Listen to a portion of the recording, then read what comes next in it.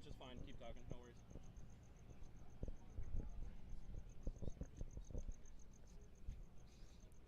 I woke up, I heard something, I couldn't figure out what I was hearing. And it just sounded like lots of loose marbles or something, and I was like, but then I heard one snippet which was, you were saying there's 4 frozen water bottles in there or something. WB-57 has taken off. Houston? Yeah. Well, I don't know. And we said They seem to have it pretty 8:38, right? I see it. 8:38. Where's it out of here? I don't know. All right. I know folks can already hear me, but let's do this. All right. All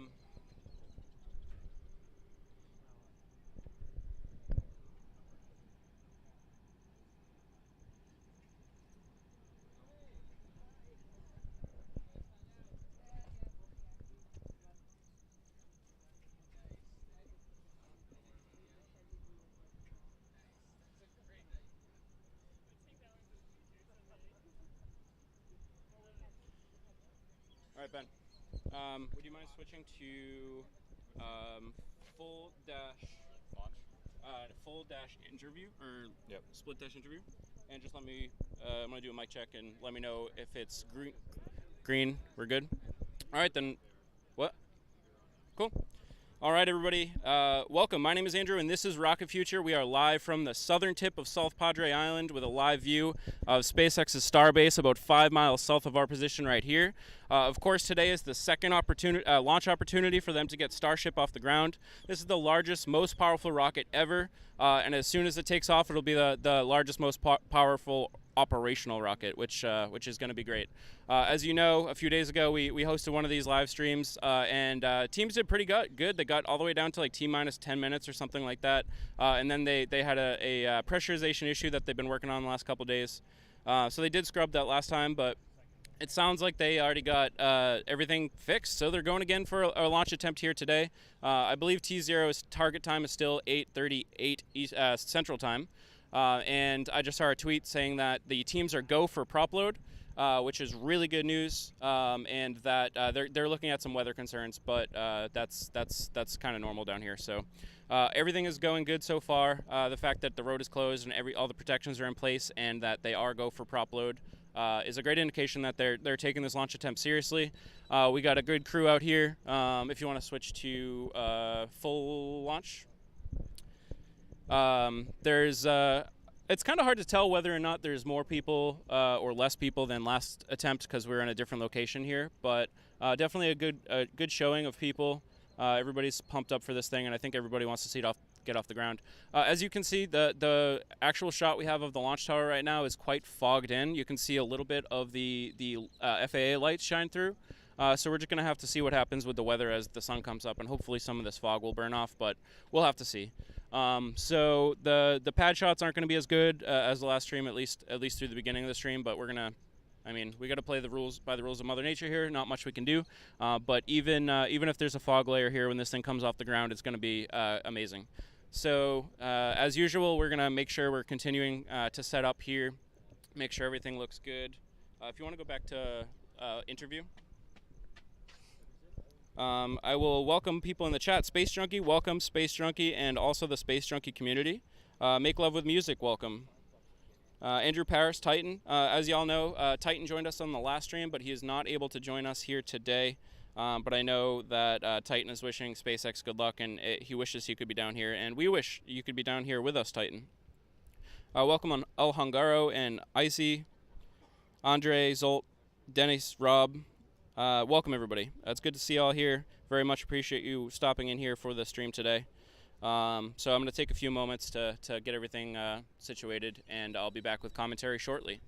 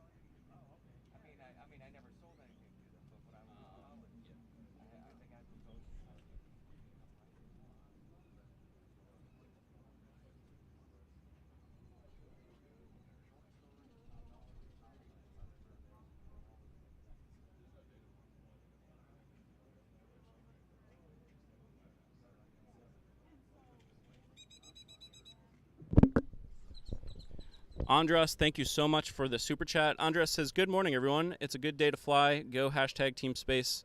I hope it is a good day to fly. I really want to see this thing get off the ground. Again, I'm a little bit disappointed that we don't have the conditions that we had last launch attempt. But at least looking at the clouds don't look too bad yet. It's really just this fog layer. So it is a good day to get to space. Andras, you've been such a amazing supporter of the channel, so thank you very much. I very, very much appreciate that. Thyan, welcome. VA Cook, Gabor, and yeah, welcome everybody.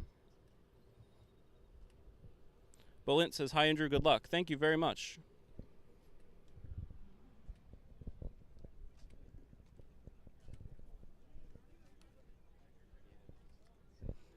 So I just sent out notifications on our Twitter and on our Discord, just to let everybody know that we're live.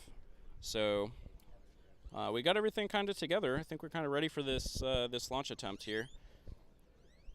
I'll talk a little bit about the timeline of what to expect as we go down through T0 in just a little bit. Andre says, "Press like, my friends." Yeah, thank you, Andre. Any support like that helps our channel so much. If you're commenting in the chat, if you're hitting like, or you're subscribing and putting your notifications on, all of those things help us a lot. So thank you very much for all of that. Dad says, "To infinity and beyond." Thanks, Dad.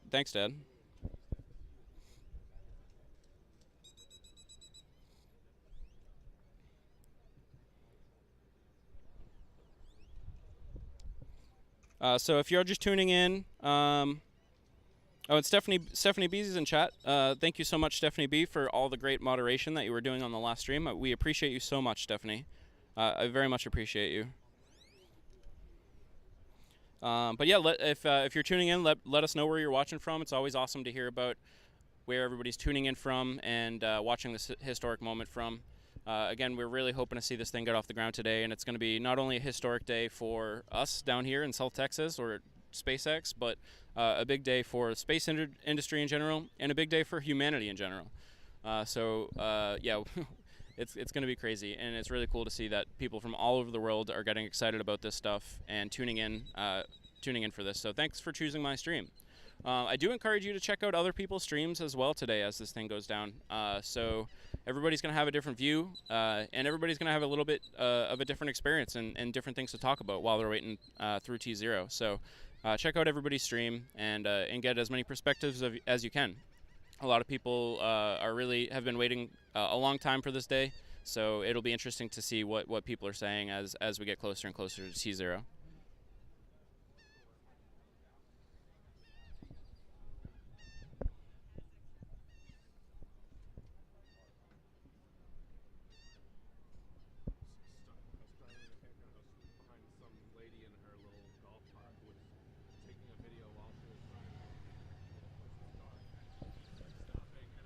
Thyan is watching from Reno, Nevada. Granddaughter is watching from Japan. That is really cool. Thank you for sharing this with your granddaughter. That's really cool to hear.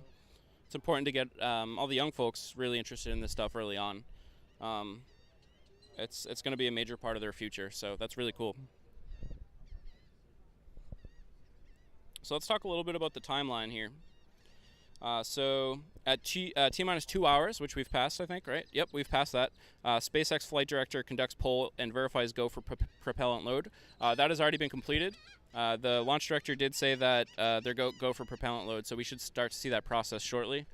Generally speaking, we can see a lot of signs of propellant load with our cams here, but again, with the fog, I'm not sure if we're going to be able to see it. At T-minus 1 hour and 39 minutes, that's when booster locks or liquid oxygen load should be underway, as well as the liquid methane on the booster. At T-minus 1 hour and 22 minutes, then we should start to see the ship fuel underway, both methane and LOX. And then that's the last major milestone until the fuel load is complete. And that would bring us down to T-minus 16 minutes when the Raptor begins engine chill on the booster. But we'll talk more about those later steps later on in the broadcast here. But the next things we want to see is booster LOX, booster methane, and as well as ship loading. So I'll keep you updated on those milestones as we go throughout the day here.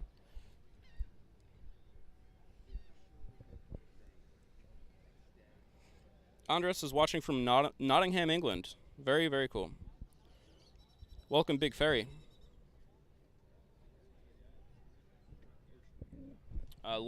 Daylight is starting to crack. We definitely should see a sunrise here shortly, and we'll see if any of this fog boils off.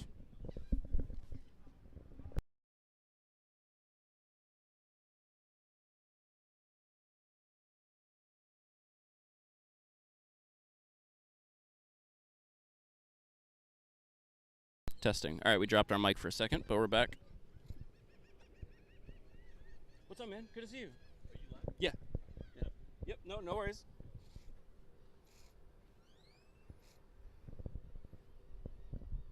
No problem, Sandor. Thanks for stopping in. Yep.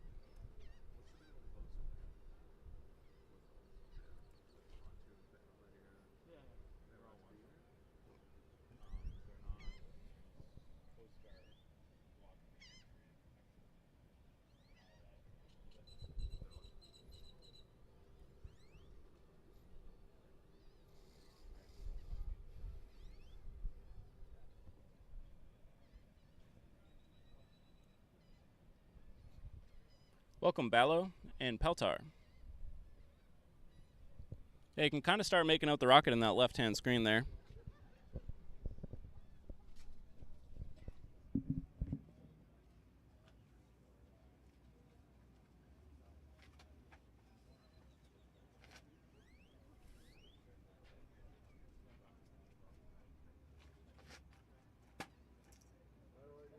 Oh yeah, I'm just standing around. Oh okay. I've got my chair already set up down there. Alrighty,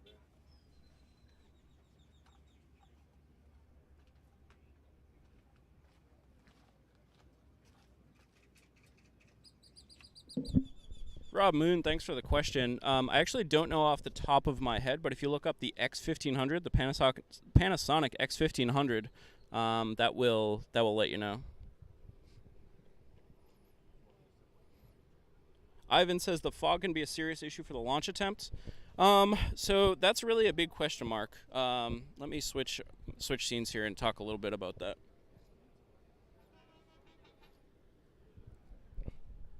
So the question is the fog a major concern for the launch attempts? Again, we don't exactly know how serious it is for the launch team. So in an operational rocket, fog wouldn't be that big of a concern. Of course, these rockets have a bunch of sensors on them, so they don't necessarily need to see the rocket to get a lot of the data back to make sure that everything is nominal and everything is good.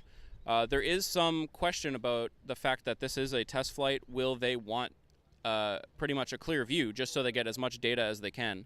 But I mean, look at what happened with SN11. They did launch that in very, very heavy fog. So if they would do that, does that mean that they would launch in heavy fog today? I don't know. I personally don't think that the fog will keep them from launching, especially if there's fairly clear skies above. So we're just gonna have to wait and see. But I don't know. I don't think fog is going to be a big factor for them to hold up the launch. So. Every day that they're trying to do a launch attempt is a lot of money, not only SpaceX money, but there's a lot of government involved, and closing the road, and there's just like the TFRs and the NOTMARs and all the ships that are monitoring the exclusion zones and stuff. They're not gonna. I don't think they're gonna let fog kind of hold them back from launching with all this process in place. So thank you for the question.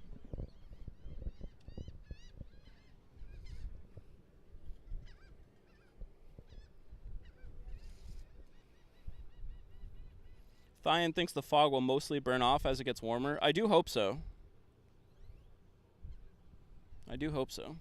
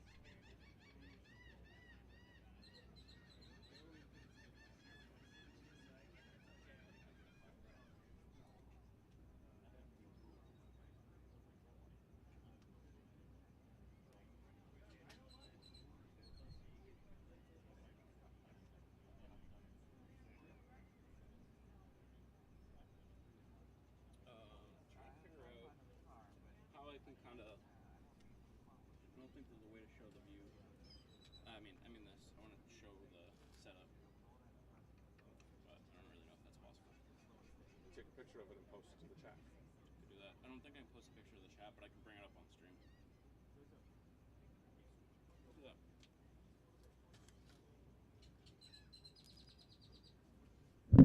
All right, y'all want to see how our setup looks right now? Let me. I took a picture of our setup, and let me just pull it up. I'll send it to myself and pull it up through stream. But I'll show you what working here with the setup today.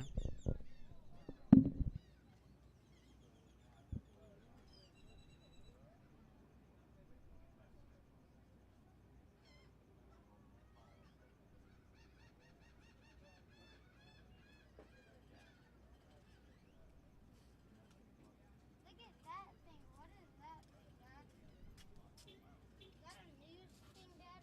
Where, baby? Over there.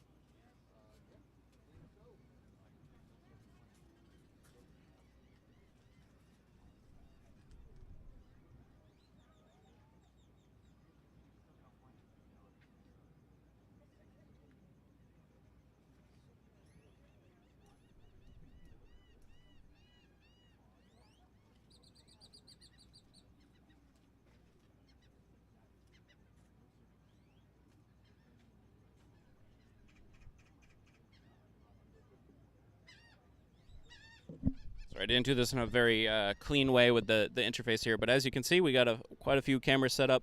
We got our Starlink set up, and we got so the tallest camera on the tallest tripod there is the camera that's bringing you those really tight views of the launch pad. The silver camera that's on another tripod is bringing you the commentary camera, and then that PTZ camera that's on that pole is bringing you the crowd cams. I have a couple other cameras set up as well that are just they're just static cameras that I'll record with that aren't being streamed. But that's what we got going for a setup here today.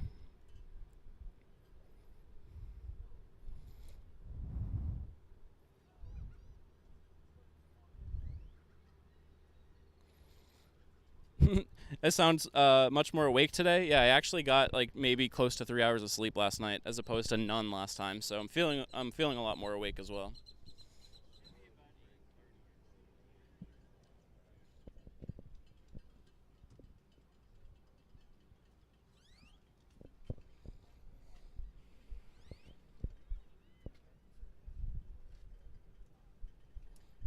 I'd like to hear where everybody thinks how far the test. So if it launches today, how far the test is going to make it. Is it going to be completely successful, or are they going to make Starship all the way out to the coast of Hawaii? Are they going to make it past Max Q, stage separation? Let me know in chat what you think. Me personally, I don't even know how to guess. I really don't. But I will be happy as long as it gets off the pad and over the Gulf. Once it gets that far, I'm happy for sure. The fog looks like I don't know. I don't know if it's getting worse or better. I can't really tell.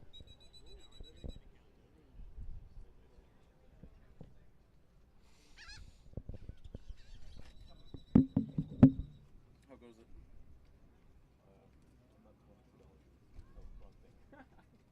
No, actually, I put a negative factor. Oh, No, it's cool. yes. What does T minus mean? Thanks. Appreciate that. 30-second delay. You're totally fine. You're good. We have a question from Steven. Thank you for the question, Steven. Steven asks, what does T minus mean? So T minus is basically just the countdown clock to T minus 0. So when you hit T minus 0, that's supposed to be engine. Actually, that's supposed to be the moment it lifts off the pad. What does T minus stand for, though? That's the real question. But there is a difference between T minus and L minus. You may hear both terms. The easiest way to explain it is T minus can have some built-in holds.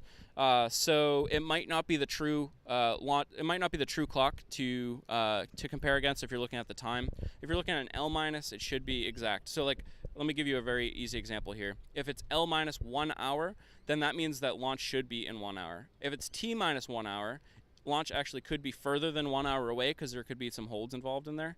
So there's some difference between T minus and L minus, but yeah, so it's the countdown clock that the teams use to kind of keep track of all their processes while they're preparing for launch.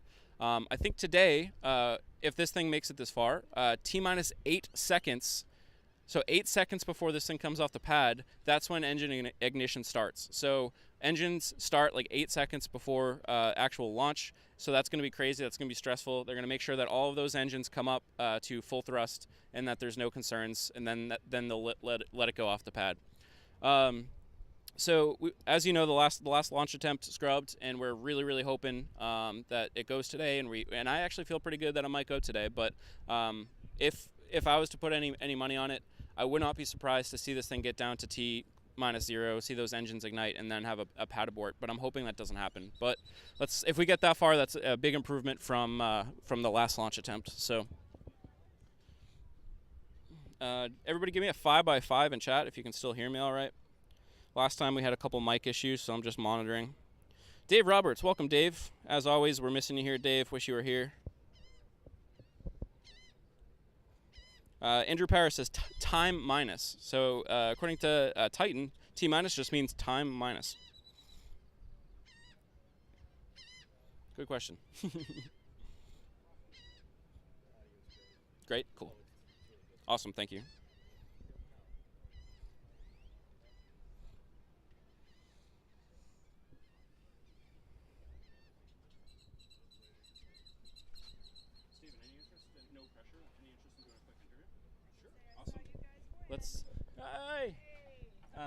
Let's switch to. We're gonna do our first interview of the day. Want to just monitor our audio? Want to just monitor our audio? Make sure it looks good. No, you're good. All right, folks. Our first interview of the day is gonna be with Steven. First of all, how is our framing? Are we both in frame there? Yeah, step to your right. This way. One step each. Good. Yep. Yep. So this is Steven. Welcome. Hey, how's it going, Andrew? Doing very well. So what brought you out here? Is this your second launch attempt here? This is my second launch attempt, yeah. So I was out here on Monday when it was super clear, and you could see everything out of the distance, and there was some green lighting, I think, on the on the stack as well. So, yeah. Why do you want to see this thing go? You know, actually, I was telling a gentleman over here that when I was about probably my oldest daughter's age, she's 13, maybe younger, I wanted to be an astronaut. Okay. And so I was like, oh, I want to be an astronaut so bad. And when I found out that they actually use needles to draw their own blood and do different experiments, I was like, I'm out. But then later, obviously I didn't become an astronaut.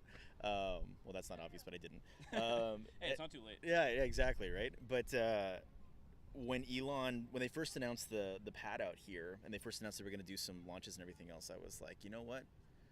This is kind of cool. And this is like Silicon Valley before it was Silicon Valley. Right. And I saw the potential, and I said, got to get out. And so once this started happening, I was like, there's no way I'm missing this. And so there you go. And my hope is within the next 5-10 years, I'd like to actually go to the moon. And I know that sounds weird, but it doesn't at this point. Yeah, see, when I look at that, I'm like, you know, that's actually possible. Absolutely. And you know, when I was 12 or 13, I thought it was possible, but at the time it really wasn't. Right. And now, you know, it's most possible as ever right now. Exactly, and like the JFK speech, we choose to go to the moon. Right. How did he say it? We choose to do these things not because they are easy. We choose to go to the moon not because it is easy, but because it's hard. Yeah. Exactly. Yeah.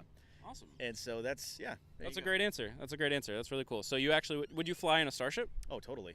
How many launches before you would feel comfortable in flying one? You know, that's a good question. I think probably at 2 or 3. 2 or 3? Honestly. Okay. Well, I think it'll be good because I think they're planning on doing like hundreds before they put people in it. Yeah. So put me at number 4, right? Okay. Cool. My wife though, she's funny. She's like, I am quite terrestrial. She's like, you can go to Mars if you want. I'll see you in 2 years. Fair enough. And I'm like, yeah, but who knows by that point? You know, new propulsion, anything else. There's so much possibility on the horizon. Yeah. Well, very cool. If this thing goes off today, if you have a few moments after, I'd like to talk to you again just to see what you thought about launch. Absolutely. Cool. I appreciate you very much. Yeah. Thanks, Andrew. Appreciate it. Thank you. So that was Steven, everybody. We're going to try to get some folks in on the interviews here today. If you have any questions for the folks that we bring on cam here, let me know, and I will try to ask those questions to the folks that we interview. A big part of why we're down here at Isablanca Park is to share the experience of being down with the public here and really bringing the energy of being down here to you, even if you can't make it here. And if I got to be honest, it was a hell of a morning trying to get here and a lot of stress the last 24 hours. We had backup locations that had a great view of the pads, and we could have just chosen one of those.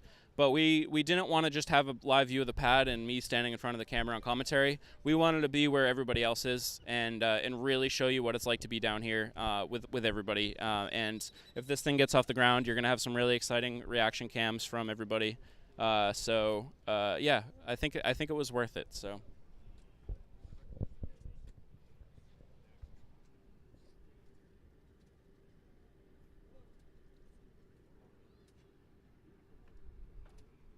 Detroit is in the house. Let me adjust my exposure here.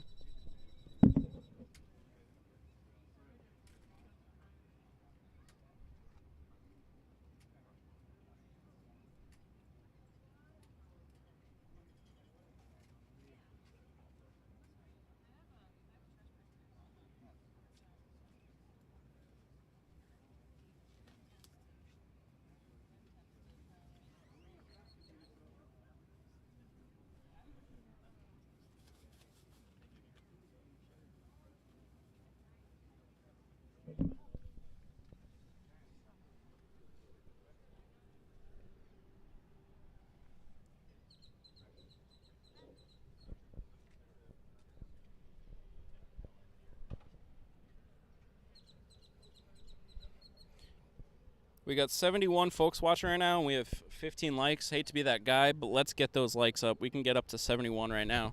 Again, the reason why I'm pitching that is just it helps our channel a lot. It's going to be recommended to more folks if you interact with the channel by liking it, and by doing that, you may help get this stream recommended to other folks. And maybe those will be people that haven't yet found their passion for spaceflight, and they might tune into the stream and learn about what's happening down here and get excited about this. So that stuff not only helps me, but helps the community grow as well.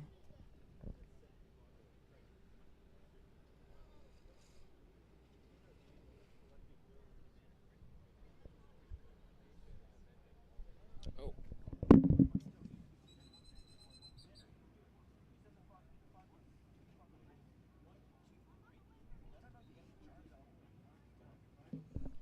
Again, Detroit Mission Control is in the house. Welcome, Detroit. Detroit says, "Here we go, fellow space geeks.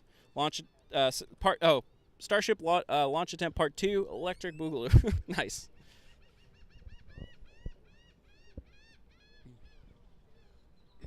Let me give you a little bit of a pan around of the cam here. Actually, if you look at the Jesus statue on the bottom right, there's somebody standing up there, which is kind of a cool shot. Let me try to zoom in on them.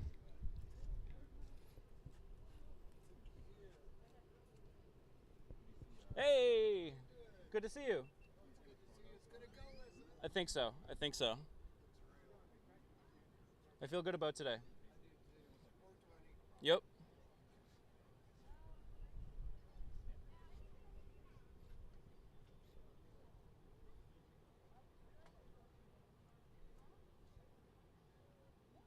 All right, check out that bottom right cam.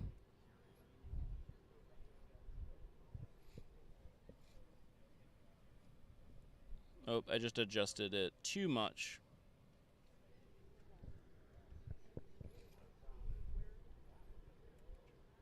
There we go.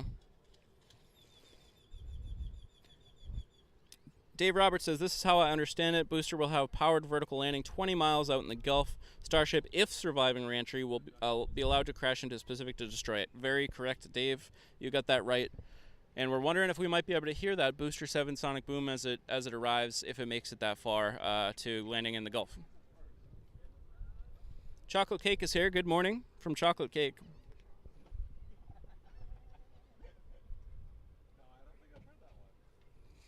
Thian says, "Now we can see the gantry shapes." Yeah, it's hopefully clearing up a little bit, but it's tough viewing out here today.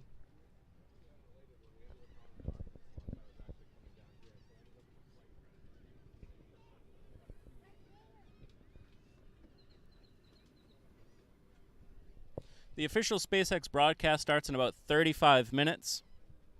So we'll be bringing you views of the SpaceX official broadcast as well.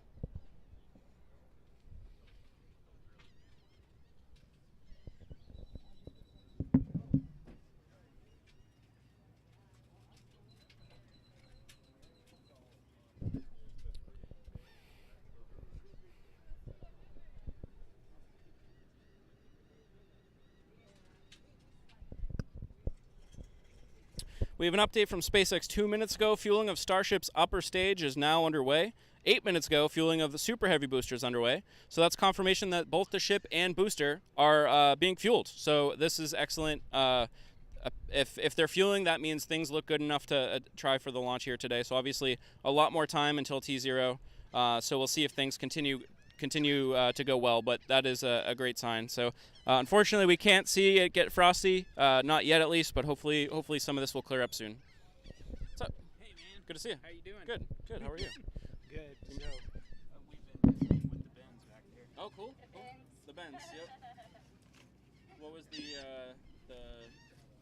adventure today? Where'd you come from? It wasn't as bad as 2 days ago, but we parked at the Sapphire again and walked up. Nice. Yeah. Nice. Not nearly as many people. Didn't seem like. That's what I was kind of thinking. Yeah.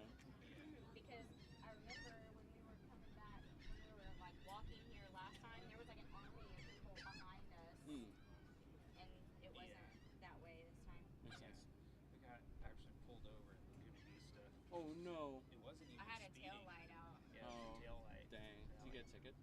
No, he gave us a warning. Nice. Thank goodness. That's good. I have been pulled over like 20 times in the last 5 Probably years like since we've every moved other here. month she gets pulled over. They Laguna seem Vista. very active in that area. Oh It's yeah. crazy. Yeah. Yikes. It's always a different one too. It's not like I'm being targeted by Right. the same Yeah.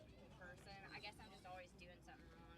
These are our chairs here. I'm kind of just standing around and stuff. We kind of use those to save some space, but you're welcome to kind of squeeze into those, move the chairs around, whatever you need to do.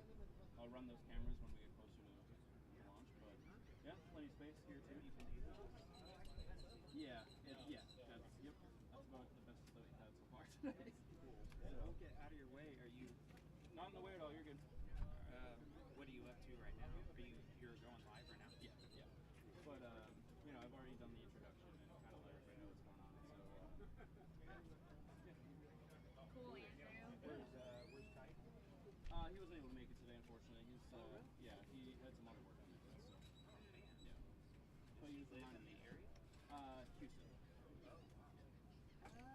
He sent in a video though. I'll also throw that on the screen for a moment. Let me do that now, actually. Thanks for reminding me. Testing. 1, 2, 3. All right. So, again, if you joined our last stream of the launch attempt of Starship, you saw our co-host Andrew Paris, aka Titan. And unfortunately, Titan was not able to make it for today's launch attempt, but he did have some messages. I didn't screen the message prior to me putting it on stream, but I think it's probably pretty safe. So let me play that message for you so you can see what Titan said about today's launch attempt. Hey Andrew, sorry I can't be there to help you with the broadcast and watch history being made as SpaceX launches Starship and Super Heavy, but unfortunately duty calls and I have to go work. But I want to wish SpaceX good luck and Godspeed. Go SpaceX, go Starship, go Super Heavy, go. All right, you'll have to let me know what Titan said. I still wasn't able to hear it, but let me know what Titan said, and everybody say hi Titan in chat.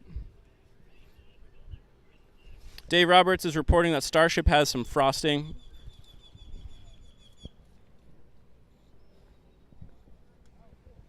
wish this thing had a tab on this side also.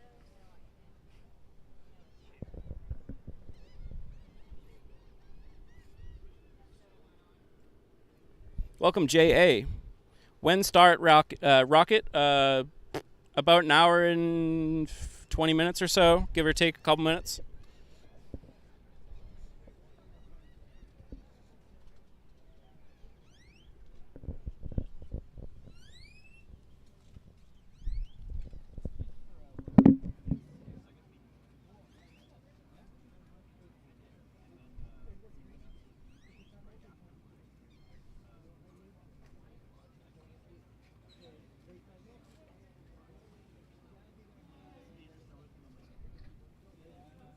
Right here, Andrew. You're good, yeah.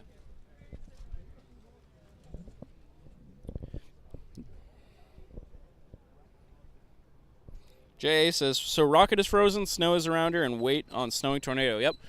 If this thing takes off today, we should see a lot of that frost come off. It should look pretty cool. Titan says, boy, I missed my chance for some great comedy. Ship loading is underway, and Stephanie is reporting that audio is 5x5. Thank you very much.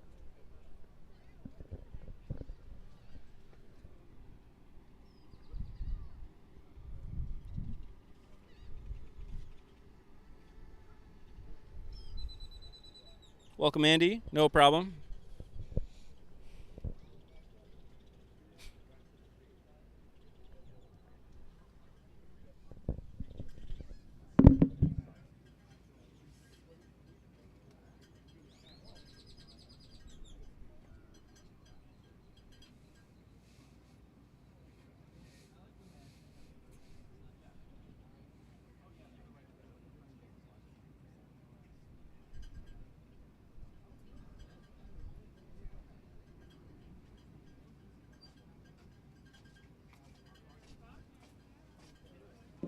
We got 2 drones and a airship above us. Let me see if I can show you a view of those.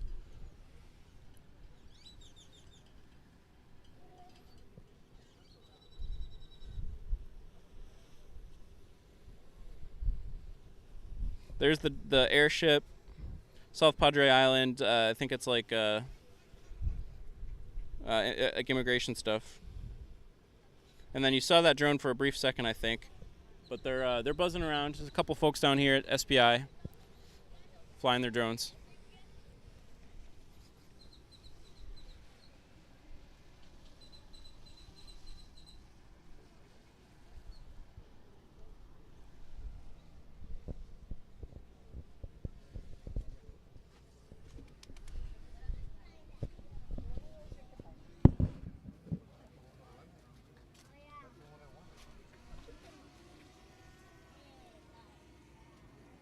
What's the weather looking like?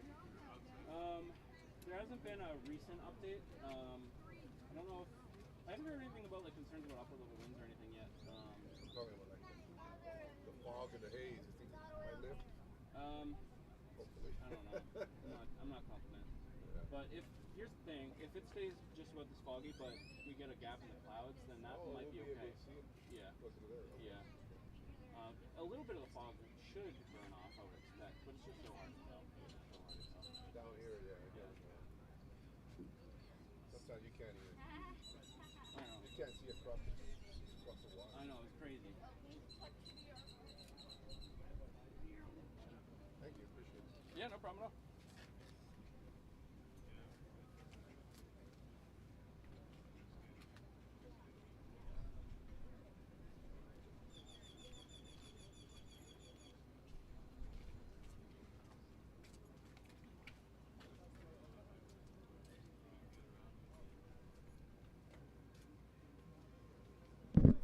Oh, I do gotta pitch my merch here for a second, folks. Exclamation point. What do I have exclamation point merch in chat? I don't know if that works.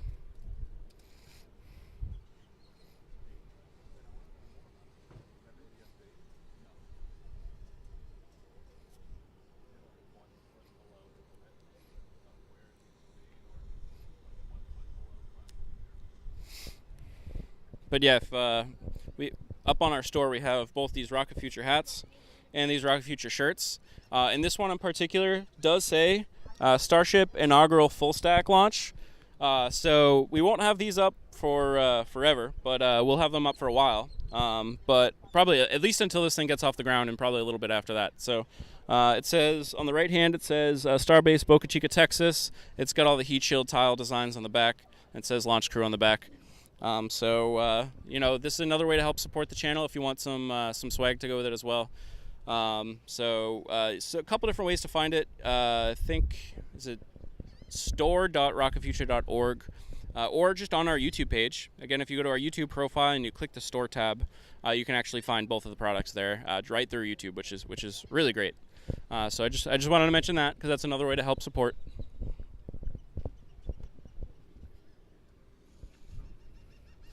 We're just passing about 7:20 a.m. Central Time, an hour and 10 minutes, or an hour and I guess 18 minutes until our potential T0 time. Starting to be able to make out a little bit. Ooh, let me check if optical image stabilization is on my camera.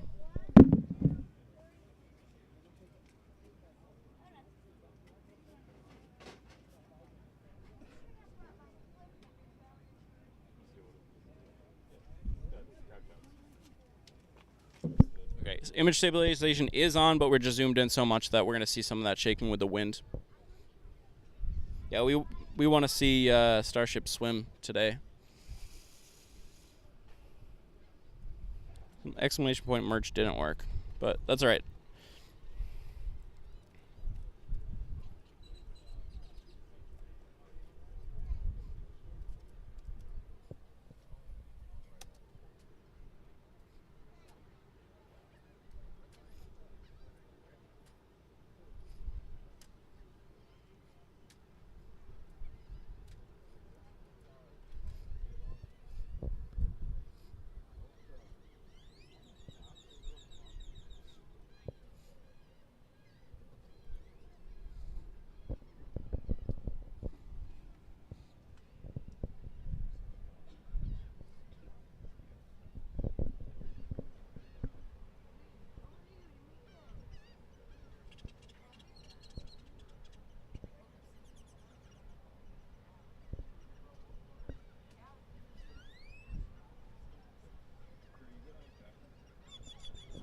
Yeah. Why? I just got bumped off. Yeah, it seemed to be good. Okay. Like, you dropped from the Wi-Fi? Yeah. Weird. Yeah. Could have been a phone issue. Just fine. Hope so. Will it fly today, or is it expected to scrub? That's actually a good, like that. I'd like to talk about that question here. So the question from chat was, actually, let me get exactly who it was. Soul asked, will it fly today, or is it expected to scrub? So here's the thing. It's a hard answer, but the fact that they are loading the vehicle, the intention obviously is to launch today. The fact that it is a Pathfinder vehicle, prototype vehicle, Ship 24 and Booster 7 have been through a lot. We all know Booster 7 has really been through a lot. It had some anomalies during testing and stuff. So they're gonna try to launch it today. That is the intention. And nobody really has the answer of the likelihood of an actual launch today. If you were to ask me, I would say it's just about 50-50. I would not be surprised to see it launch today at all. And if we get a scrub today, I would not be surprised by that at all. But we all want it to launch, so let's hope that happens. But thank you for the question. That was a good question. It's just really hard to answer. I don't really know how to answer it.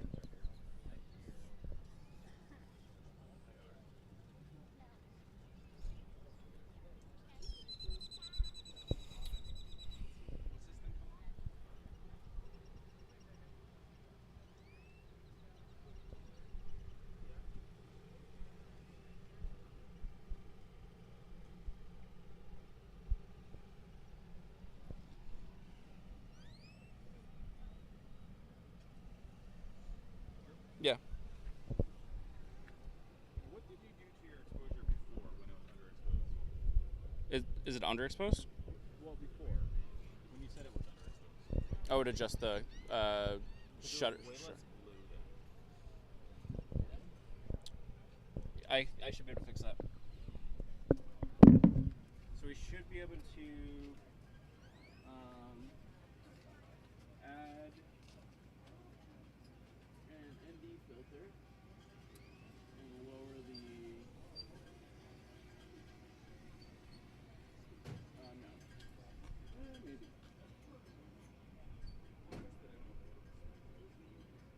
I think it's just gonna be blue. Okay.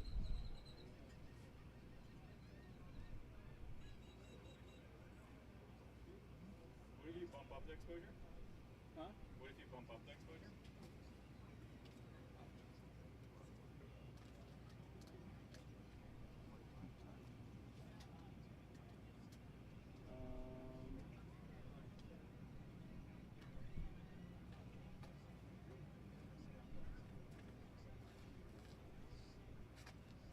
Not really much difference, right? Yeah, no. I think it's alright though. Yeah, it's fine. I thought you did something Right. before Yeah. that was. I mean, Maybe they'll be complete. Let me try to get rid of the ND filter altogether. I don't think that's the solution, but I can try it. Oh, yeah. And now let me lower. there you go. Now drop exposure. Well, it's better. It's better.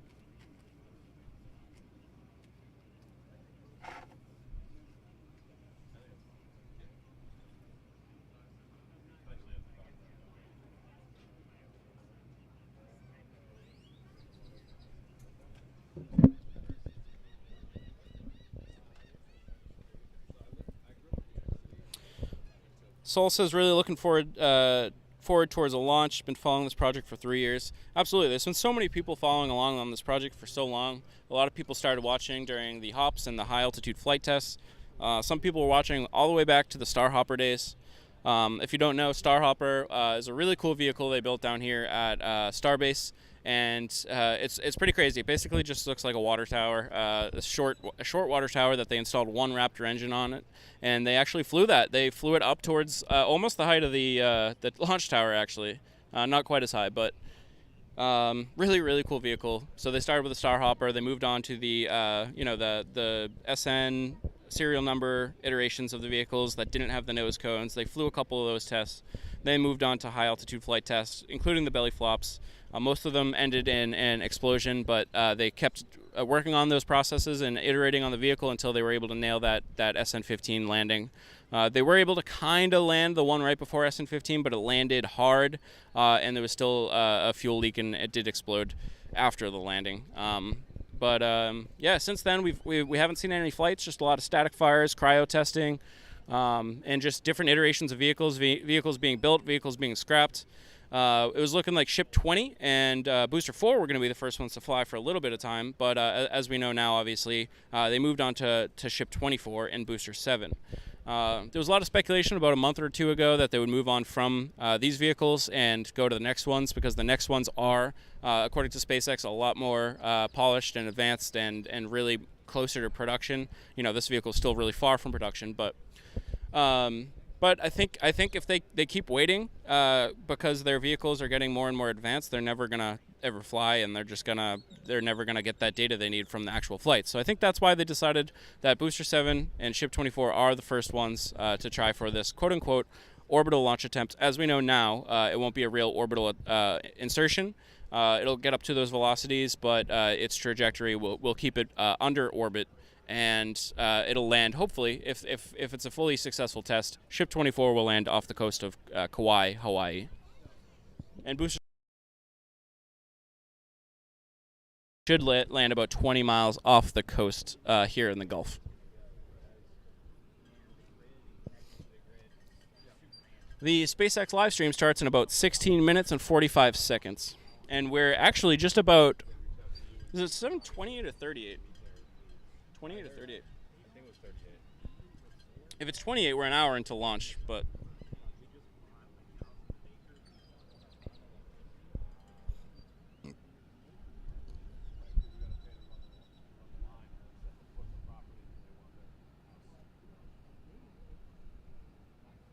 no, it's 8:28. So, folks, we are exactly 1 hour until the launch window opens for today's flight attempt.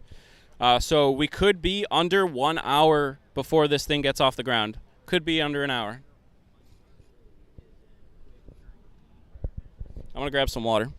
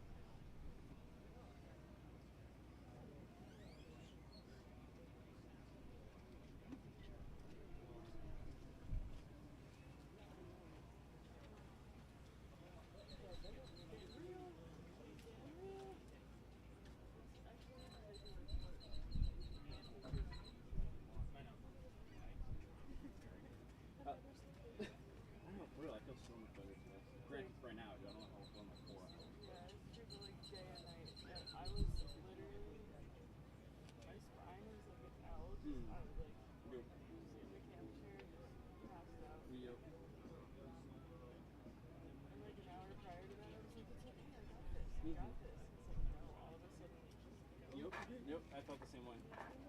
Yep.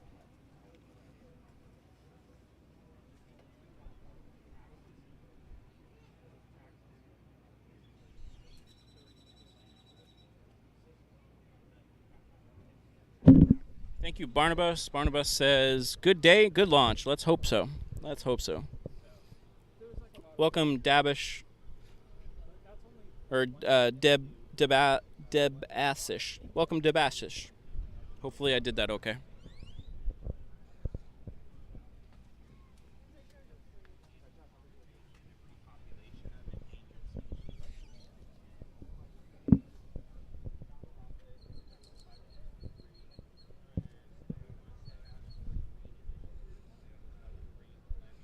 So the next thing we want to hear, let me jump in front of the camera here. Testing. So as we heard a while ago, SpaceX is fueling the rocket, both the booster and the ship. Next thing we want to hear is that that process is complete and that they're topping off the vehicle. And then after that, the next big thing we're going to wait for is like T-minus 16 minutes. That's the next big milestone, and that will be the engine chill. So we want to hear that the fueling is complete, and then the next big step will be that engine chill. So they just want to make sure that they're not going to temperature shock any of the components of the engine. So that's the purpose of the engine chill process. So we're getting down to the nitty gritty here. Under an hour. These launch windows are so crazy. I don't know. They feel short for some reason. I know an hour isn't that short of a launch window. Some launch windows are instantaneous, meaning you really only have 1 second that you can launch. And if you scrub that time, or if you have any holds, then the whole launch is scrubbed for the day. But this is an hour, and I just feel like all their preparations are just going so quickly. And I think I have to say, I think that's a part of this becoming a rapidly reusable vehicle. A lot of times you feel like you're waiting forever for them to go through all the processes and wait for a rocket to get fueled, and they go through all these processes, and then eventually it launches, and it feels like this really dragged out process. But with SpaceX, I feel like as soon as the process starts, like they whip through everything really quickly, fuel pretty quickly, and then they're ready to go. So it's pretty cool.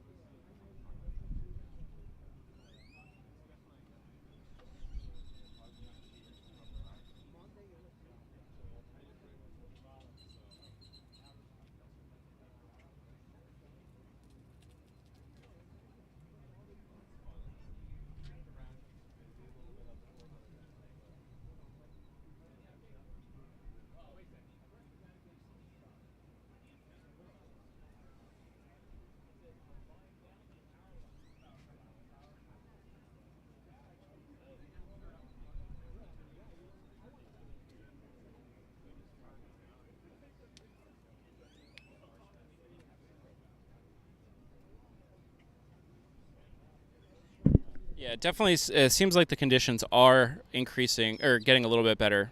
We can definitely make out Starship, and I'm pretty sure we can make out the booster. Is it super frosty? Is it like almost full? Oh yeah, we can start to make out those frost lines on the booster too. So we are getting much better viewing conditions here as the day starts. Got a helicopter flying around the range, making sure everybody's obeying the range. Yeah. It was? Yeah. Was it actually out? Yeah. What's up with the balloon? The blimp? Yeah, the blimp. Or the airship, I guess. It's SpaceX? no, it's they've had it for a couple weeks, or actually a few months now. And I guess they used to have one back in the day, but it got taken out by like a cold front or something. But I guess it's border control, immigration, that type of stuff. Oh, really? Cameras. Yeah. But I'm sure they probably got some cameras heading over that way. Yeah. They gotta. Shot right Yeah. there. I don't think we'd ever see it unless we. Well, I was thinking. Hold up, folks. I don't want you to hear this because you're gonna steal my idea. FOIA requesting the footage from the blimp and then posting it. That'd be sick. That'd be really cool. Yeah. It should be. That's a national security. I don't know. I couldn't even get a ticket for or across it. Soul says, I'm a huge rocket nerd, but still sometimes forget how humans engineer such things. Did I already say this? But yeah, I agree completely. It is crazy. Just watching everybody work on these vehicles down at Starbase is just the most amazing thing. And it's crazy that humans can put something like this together. And it's just massive, and it's crazy. There's no other way to explain it. It's just insanity.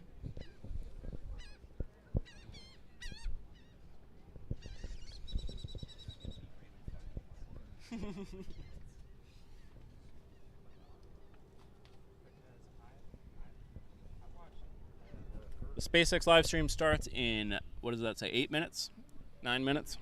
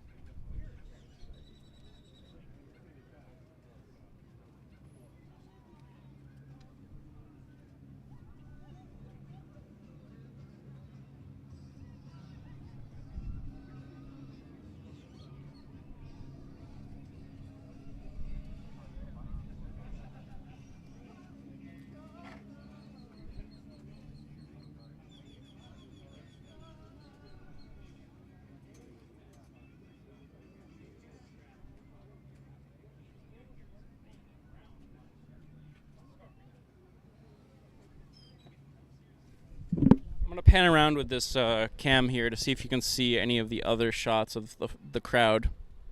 Bottom right cam.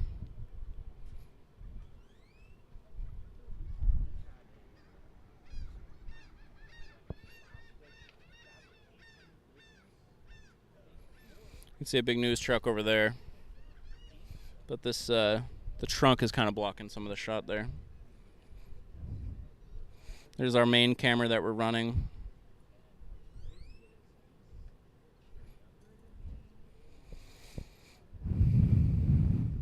Check out the Team Space flag we got going on here. Ryan's brought that.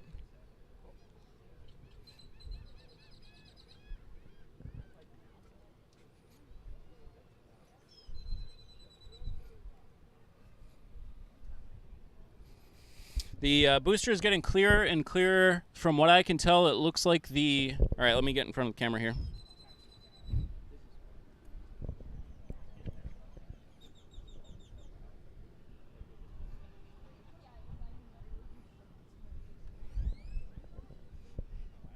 All right, booster is getting clearer and clearer. From what I can tell, it looks like the methane tank is about half full, which is awesome. So if you look at the booster, there's two main tanks. The bottom half is the liquid oxygen. The top half is the liquid methane. Like I said, it looks like the liquid methane is about half full. You can tell because that half of that tank is getting nice and frosty. And it looks about the same with the bottom, the liquid oxygen tank, maybe about half full. That's a little harder to see from this angle. But it looks like they're making a lot of progress. I didn't notice whether or not you could tell if the ship was getting frosty. Let me look right now. Yeah, definitely some frost on the liquid oxygen and liquid methane tanks on the ship as well. So processes are well underway to get this thing off the ground here today. We're well under an hour at this point, or we're 50 minutes out, 50 minutes out from our T0 target. So I'll keep an eye on to see if there's any updates from SpaceX with how the fueling's going. But no news is good news right now. And the fact that we continue to see that frost line growing is excellent news.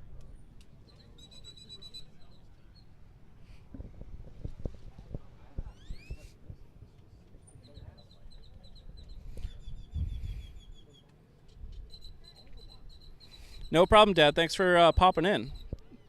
Thank you so much. Good luck.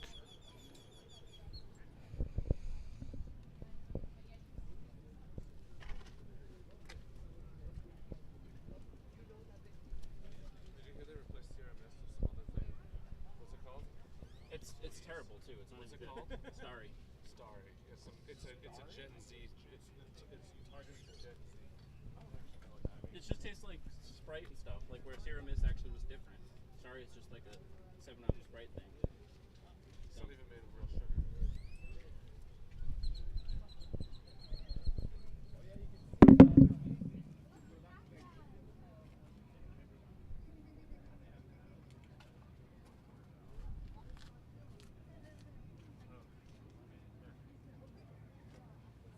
No problem at all. Yep. Sir, sir.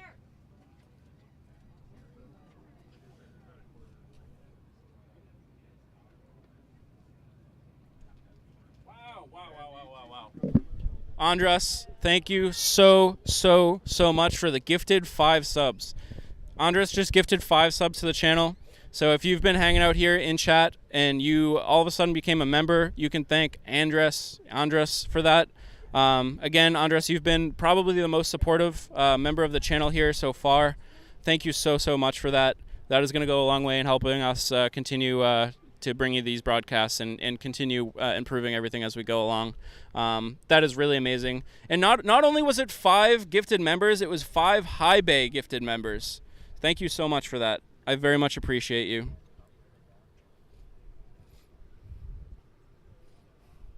That's awesome. Thank you so much for that.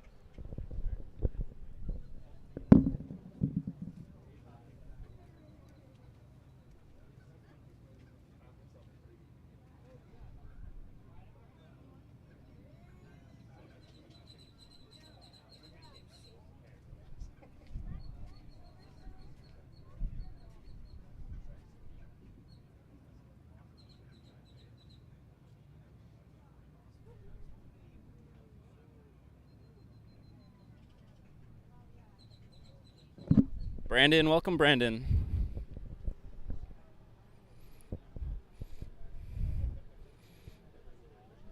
So it looks like Need Pizza, Anathan, Chocolate Cake, Andrew Paris, and Akos got the gifted memberships there.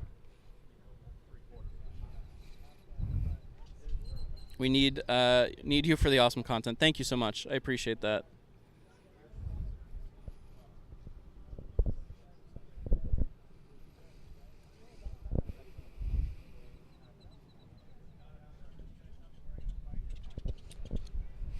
Looks like some more international folks tuning in from other countries around the world, or some maybe not native English speakers joining the channel. Thank you so much for joining us here today.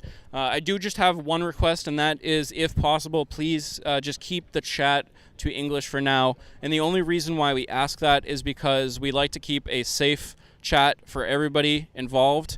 And we don't have moderators that can speak all different languages at the moment. So we want to make sure that we're keeping the chat safe.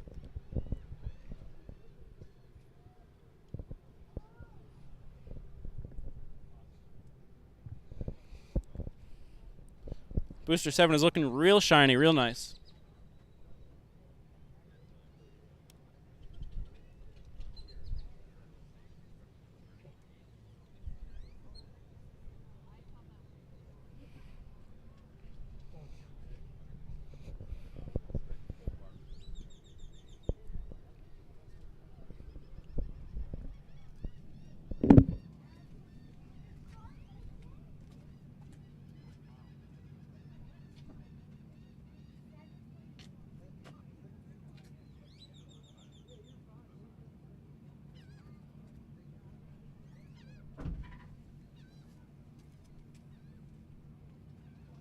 That looks awesome.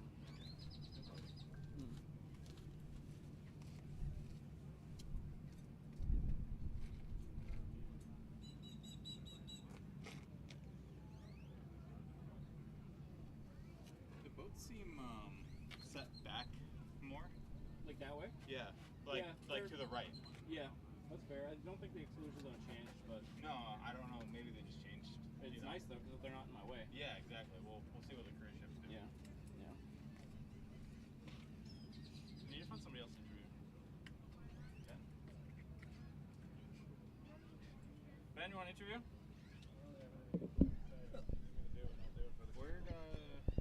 brought us some drinks. I don't know. Maybe good. Go find them. They're nice. If I see them, I'll flag them. Okay.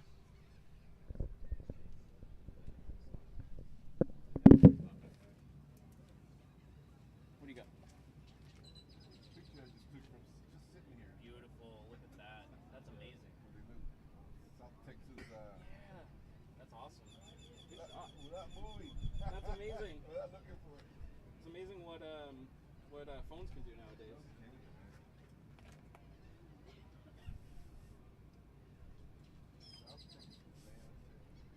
Right?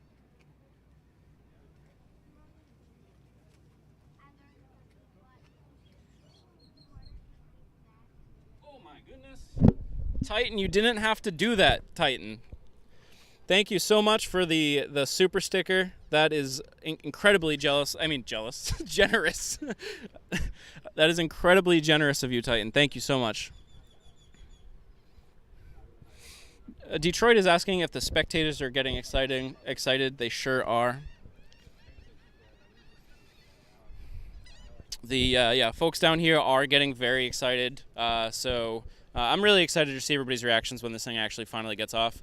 I think visually there'll be a cool reaction from folks, but when the sound hits, I think that's when you'll see the real reaction from everybody. So this should be really cool. So people are, it seems like people are kind of calm and just chill and hanging out and enjoying the views and the company. But I think as soon as this thing starts up, the excitement will really kick into action.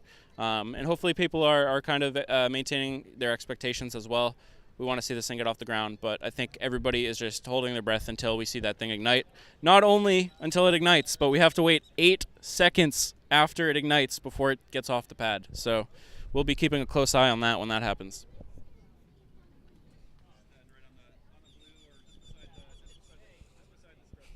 Sun's coming out. Ooh, nice. That's going to be a good shot. The sun is shining brightly, so we should get some good shots here. Titan says yes, jealous. Freudian slip there.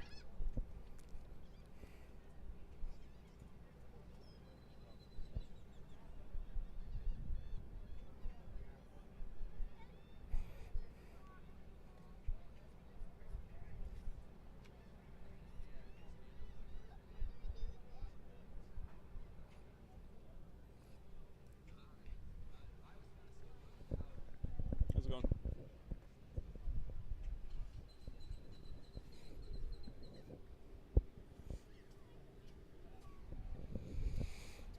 And if in case you missed it, let me just show Titan's message again and see what Titan had to say about today's launch attempt. Hey, Andrew. Sorry I can't be there to help you with the broadcast and watch history being made as SpaceX launches Starship and Super Heavy, but unfortunately duty calls and I have to go work. But I want to wish SpaceX good luck and Godspeed. Go SpaceX, go Starship, go Super Heavy, go. Brandon says hopefully that sun will help burn off some fog over the next 45 minutes. It's already cleared up a lot. But yeah, agreed. All right, the SpaceX official broadcast is starting.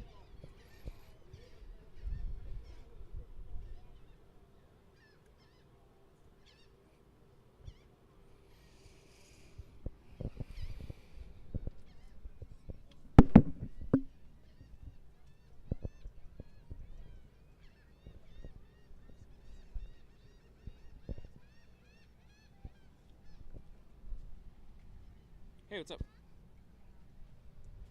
Can you hear me? Hello, Carlos? Can you hear me, Carlos? Hey, how's it going? Can you hear me? Hey, can you hear me?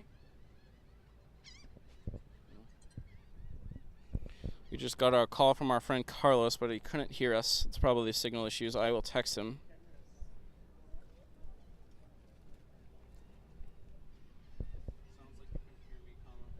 Where are you at?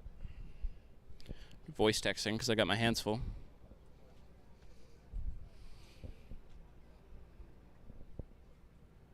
How's it going?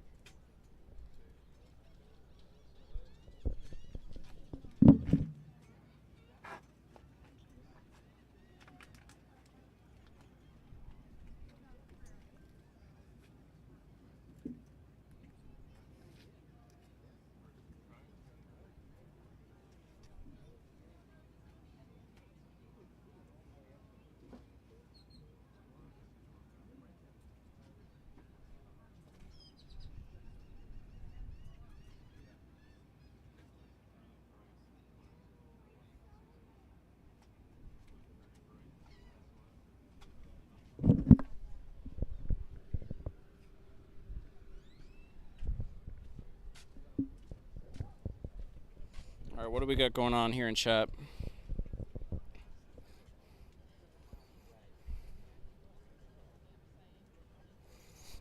Welcome, Steve Thomas, and thank you for the comment.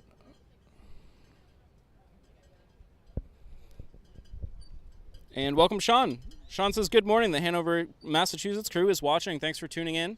I really appreciate y'all checking out the stream. Good morning, everybody. It's really good to hear that you're tuning in, so thank you so much. I very much appreciate that. We're getting pretty close here. What do we got for a time? It is currently 7:51 Central Time. T0 is currently scheduled for 8:28 Central Time. So we're very quickly approaching that time. As you can see, the booster is quite a bit fueled. Doesn't look like it's completely fueled yet, but it's definitely making good progress, and the ship is the ship is well on its way as well.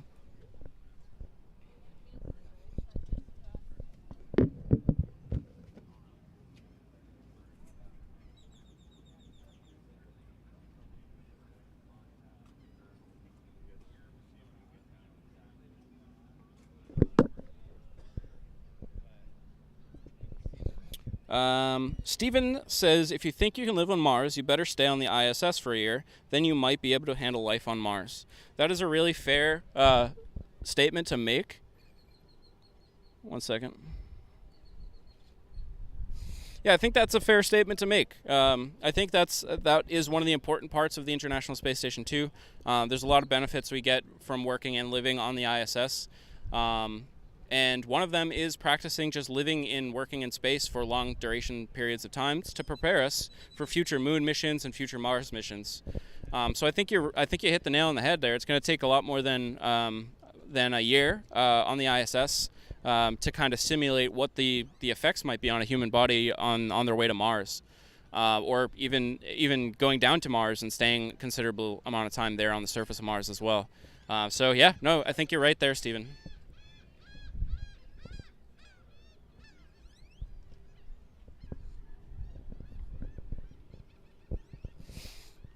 Titan gives us an update. There is a tweet saying that Starship is on track to launch in approximately 37 minutes. And Slot says, good luck, SN24 or Ship 24.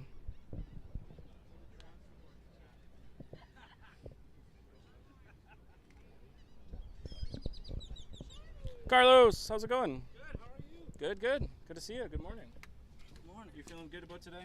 Heck yeah. Heck yeah. Morning. What's up? How are you? Red Bull? Hi, good to see you again. Elon just tweeted Starship on track. Yeah, Titan just let us know in chat. It's awesome. We're super excited. Nice. I just decided to bring the worst outfit possible. No, you're good. It's hot, humid. It is. Just the stream. It's been a really great stream so far. Live mic, by the way. But yeah, no, it's been great. Everybody seems super excited about today, and I feel like everybody's hi Holly, and I feel like everybody's kind of feeling like it might happen today. So Yeah. I have a good feeling about today. yeah, I me think too. It's gonna be awesome. We were actually on our way back home, and then we decided to do a U-turn. Really, like home. Home. Wow. I was getting ready to work on those 21 hours. Yeah. And then we thought about it, and we came to a conclusion. I told him, look, I would turn back around, but this is a trip with us too. It's not just one side. Right, so right. Makes let's sense. figure it out. And Yeah. then we came to an agreement, and we said, When was this, Carlos? Wednesday? Or That's awesome. this was yesterday. If it wasn't for them this morning calling me Yeah. a while ago, I would be in bed asleep. Right, right. Crying over my cash issue I Yeah, had. yeah. So I saw that. That's rough. Yeah, But yeah. you're here. You're I'm here. and I'm so grateful that we're all here together. That's amazing. Well, it's good to see you. And it's my dad's birthday. Happy birthday, Holly's dad. Yeah, I'm excited for him. And we have a baby on the way. Ooh. My sister, so. Exciting. It's great. You got any interviews today? I got a couple, yeah. You want to do another one? Yes. Let's do it. All right, let me switch over. Let me squeeze by for just a second.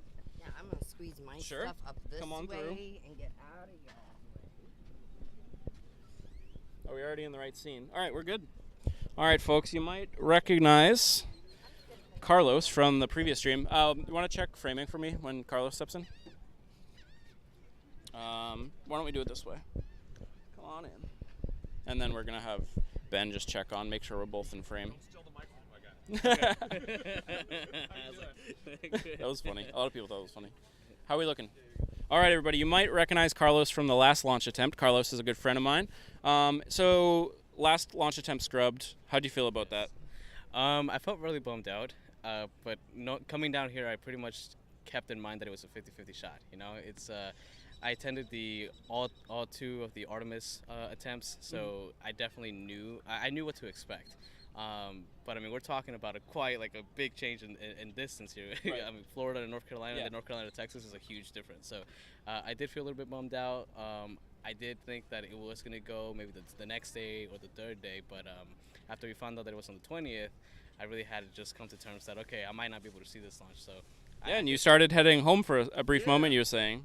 yeah, so we were heading home, and I think it was like 2 hours going out of Brownsville that my girlfriend and I were talking, and I was like, well, look, this is a historical moment. We could watch on the live stream, but we are still in Texas. Right. Texas is pretty big, and it'll take a while for us to leave Texas. So, what do you think we should do? And, we talked it over. Obviously, if you have responsibilities to take care of, then you got to take care of those too. Right, but right. for some reason, we got lucky and we have enough time, right, to do both. So That's great. busted a U-turn, came back, booked an Airbnb, got some work done, and we're here today. So Nice. Well, hopefully it'll go off. Absolutely. Hopefully it'll go off. Well, very cool. I'm glad you're still here to see this. And I don't know. Hopefully it'll go today. yeah, it'll be great. Cool. Thank you. Thank you, Carlos. If it does launch, maybe we'll have you chat again after and see how it goes. Cool. Very nice. Very nice. So let's see. What do we got for an update? We're closing in on 8 a.m. Central Time. So we got to be about half hour away from launch at this point.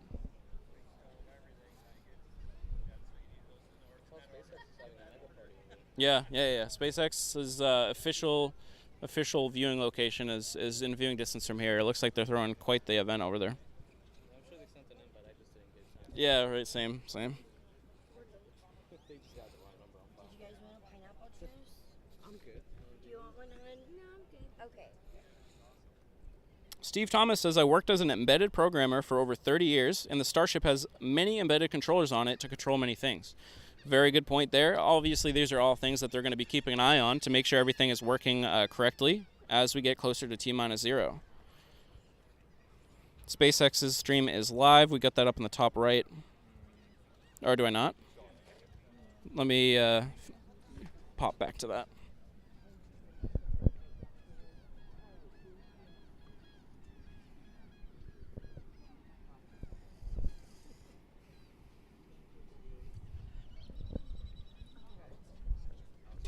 Whoop.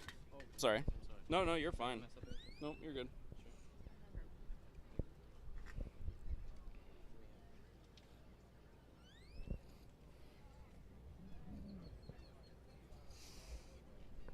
It's getting real.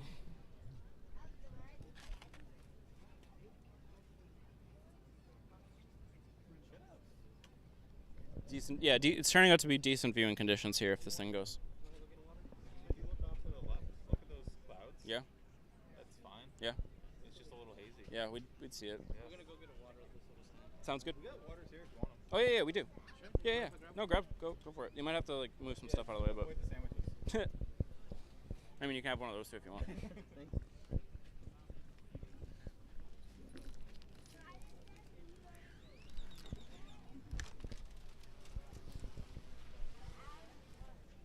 Please don't break the TFL.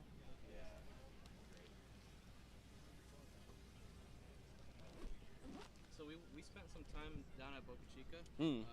cleaning up a little bit because Nice. it was a mess. Yeah. We were taking a stroll, and I looked at her, and she goes, "Why are you upset? What's going on?" I was like, "Well, it just makes me sad that there's like a bunch of trash." Yeah. So we ended up going back a few hours later, and Holly was there. She had some bags, and she goes, "It's a mess. There's trash everywhere." We saw her post, and when we were there, we're like, "Well, how can we help?" So she gave us a bunch of bags. Nice. But it was so windy Yeah. that we would try to open up the bag, Yeah, and then yeah. they would just Oh no. fly everywhere. Oh no. So we're picking up the trash, and this is the crazy part. There's a pig. Move that ship. Oh, he's right in the way. It's alright, he's got 20 minutes to move out of the way. 25 minutes. That's all we need. As I'm picking up some some of this trash, I grab this huge feather and I look at it. I'm like, hey, this is a huge feather. This probably belongs to a pelican. So I pick it up, and it's an entire bird. Oh no! Oh no! It's an entire giant bird. Oh no! So here I am grabbing this giant bird and putting it into the trash bag. It was insane. But definitely felt good to do that. At T-minus 10 minutes, remind me to start everything. Oh man! All right, the nerves, the launch nerves are starting, folks. I'm really getting anxious for this thing.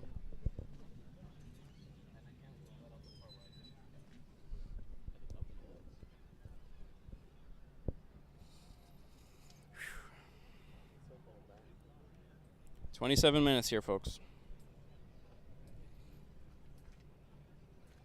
Let me check out all of my cams, make sure we're looking okay. All right, all of our cams are live. Let me see if I can do anything to adjust our main camera to see if we can get any better of a shot for you.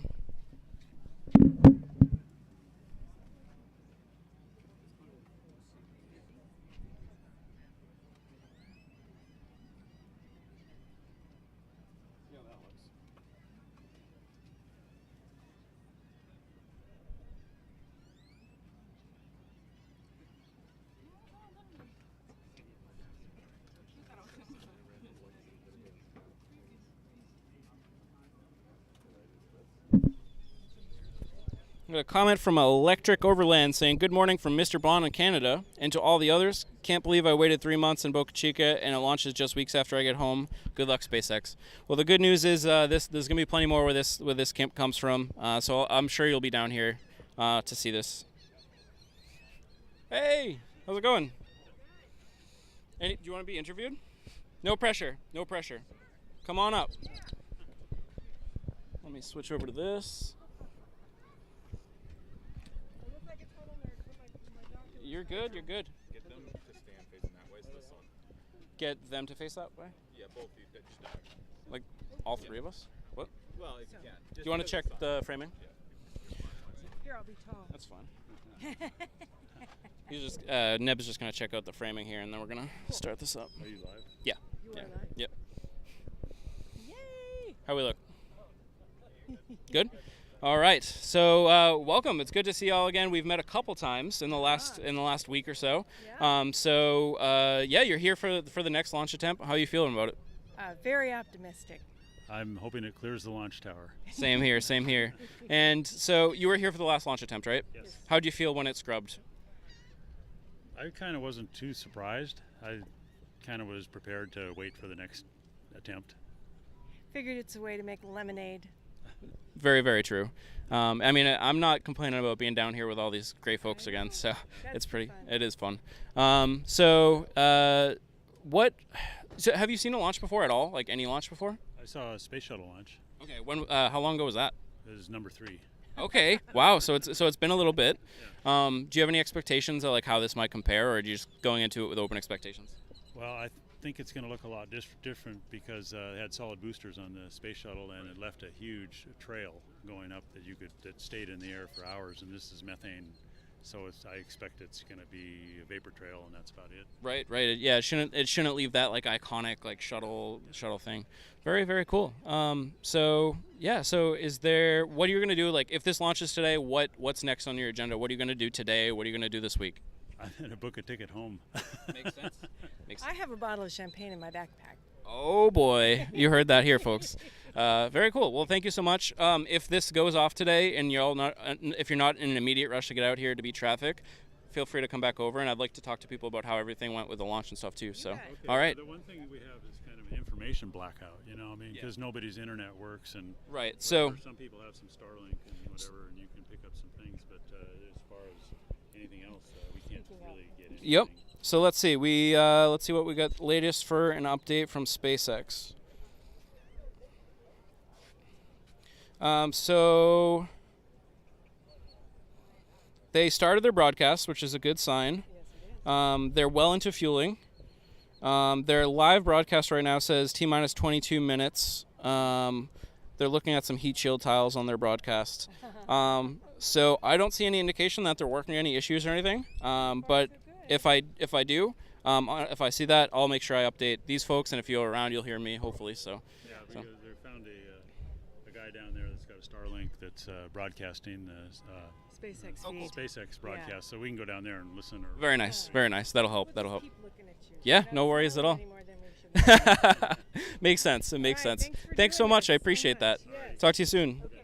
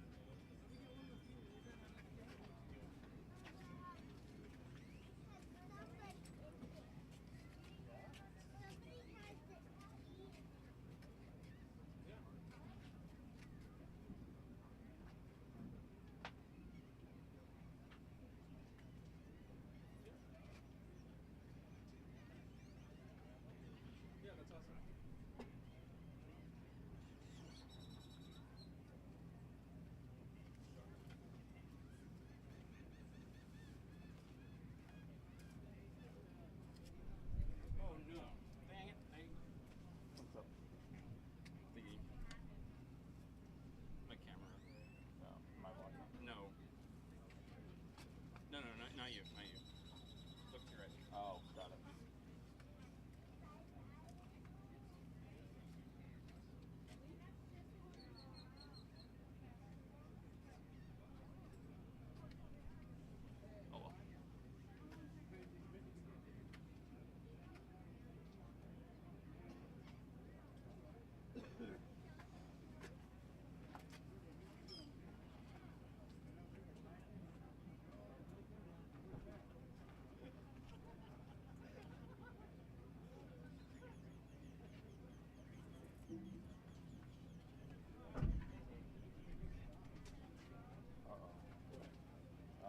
My camera got shifted to the left. Oh, really? Should be a good sunrise time lapse. Yeah. Though. Nothing else. Let's see. Drew, can you pan this to the left? All right, folks, we have an update, and it's a good one. Hold on, folks. All right, so we have an official update from SpaceX. Loading prop is continuing. The weather is a go. The range is a go, and the vehicle is a go. So we are, Oh, jeeps. We're really close. 18 minutes until... We're T-minus 18 minutes, and currently vehicle, weather, and range are all a go. This is scary. This is looking even more promising than the last launch attempt. So again, we're just going to have to wait for... so engine chill should start in just a couple minutes, and they're going to see how that goes. And then the next big thing is T-minus 8 seconds, and that'll be ignition. And then they're going to continue to bring all 33 engines up to their full thrust. And if everything comes up, this thing is going to let go and it's going to fly off the pad. So, folks, I don't know if you've had this broadcast on in the background and you've been doing other things. I know I say this a lot, but now's the time to kind of tune back in because things are going to start getting exciting here real fast. We can start to see some of that condensation or the vapor coming off the right side of Booster 7. That's the cryogenic fuels inside of Booster 7, and just the cold air interacting with the warmer air around the outside of the vehicle. That's why you see those vapors coming off of it. There's a little venting coming from the vehicle as well, but a lot of that is just the interactions between the outer atmosphere and the booster.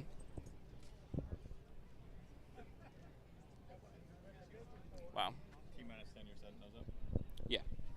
We're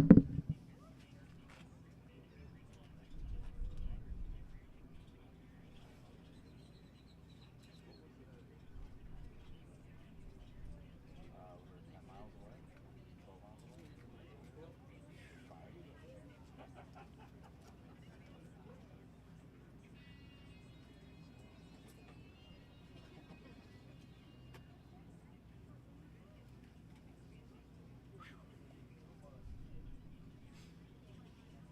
Range is clear. Yep. That's good.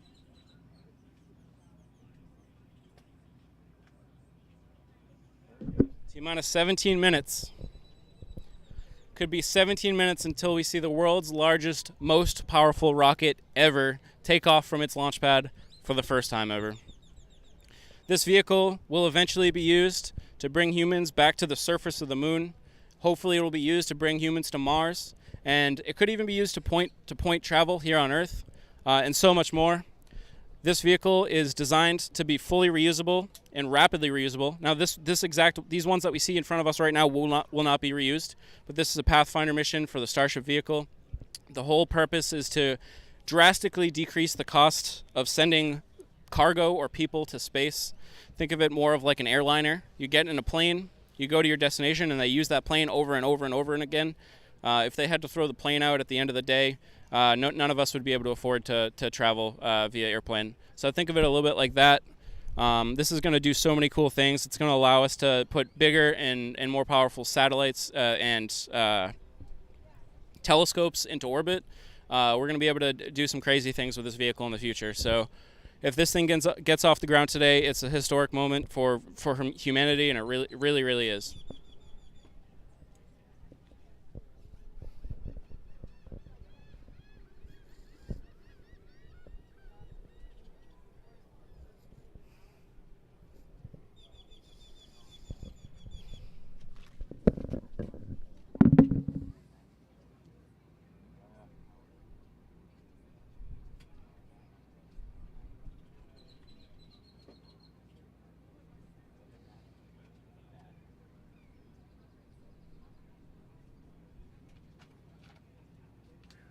Definitely clearing up significantly more than I thought it would.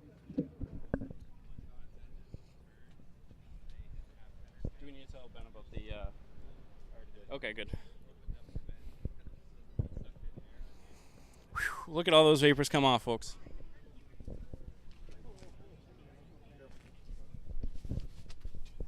That would have been loud for them.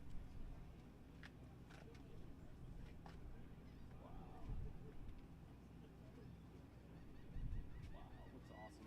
Thank you. Yeah, getting the. Yep. Yeah. Ryan and Amanda, how y'all feeling? You ready? Nice. T-minus 14 minutes.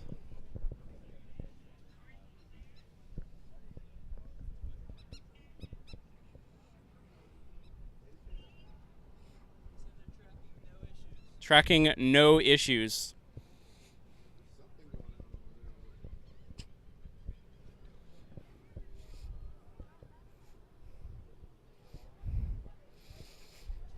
Andy is excited. Dave is feeling his heart thump.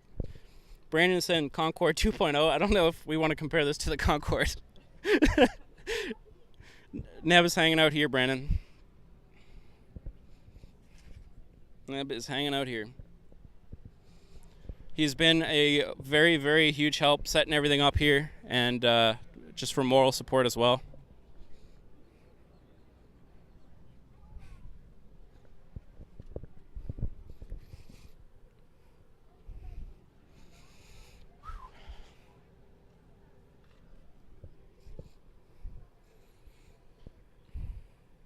Rob is watching from the Philippines.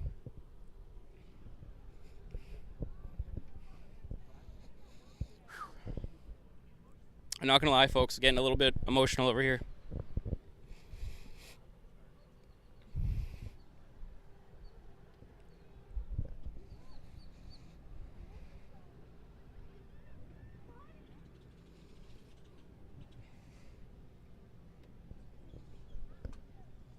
All right, I'm gonna start setting up my other cameras. I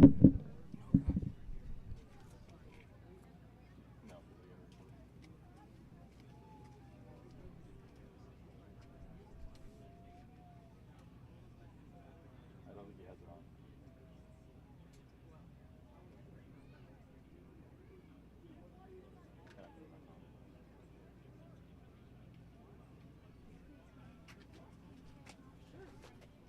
I want to make history with this moment.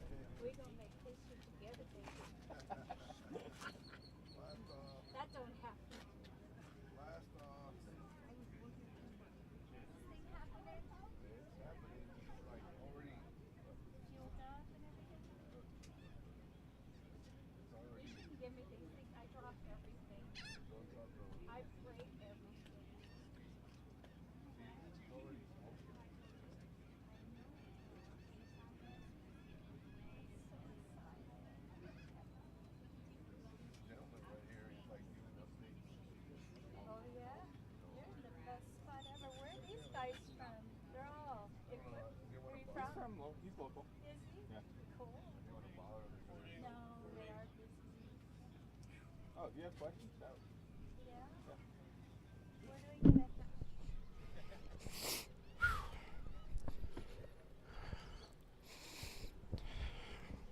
All right, folks, we're about 10 minutes. Yep.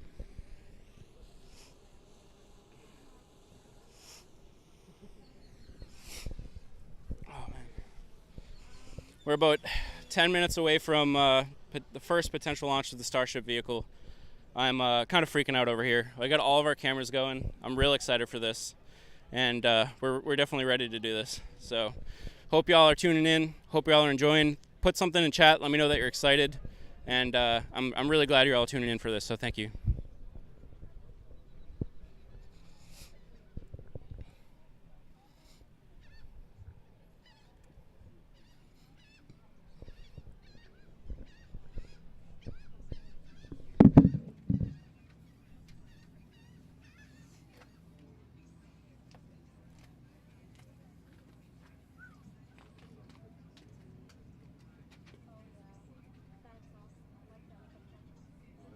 Right? I think you have some blue moon right there. That's overexposed. Let's underexpose it a little bit, if anything. Especially as you pan up. Yeah. That's a great point. Or at least attempt to.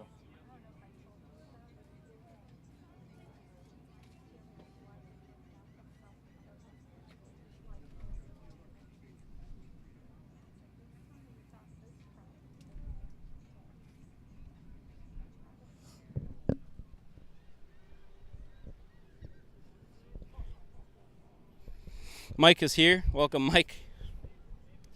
Mic check is checked.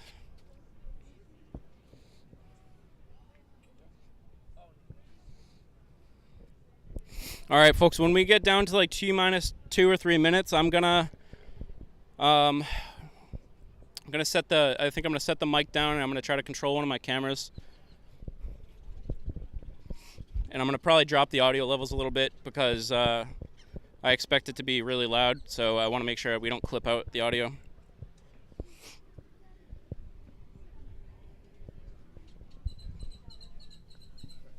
You're gonna pay me $20? Recording everything.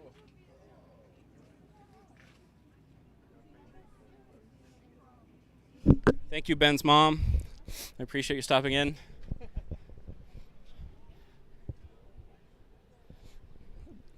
He's having a great time down here. World does not shake off. Up here? Let's shake off. What's the tension on it? Find out. I've already dropped it once. All right, so I'm putting the mic down and getting ready for this thing, folks.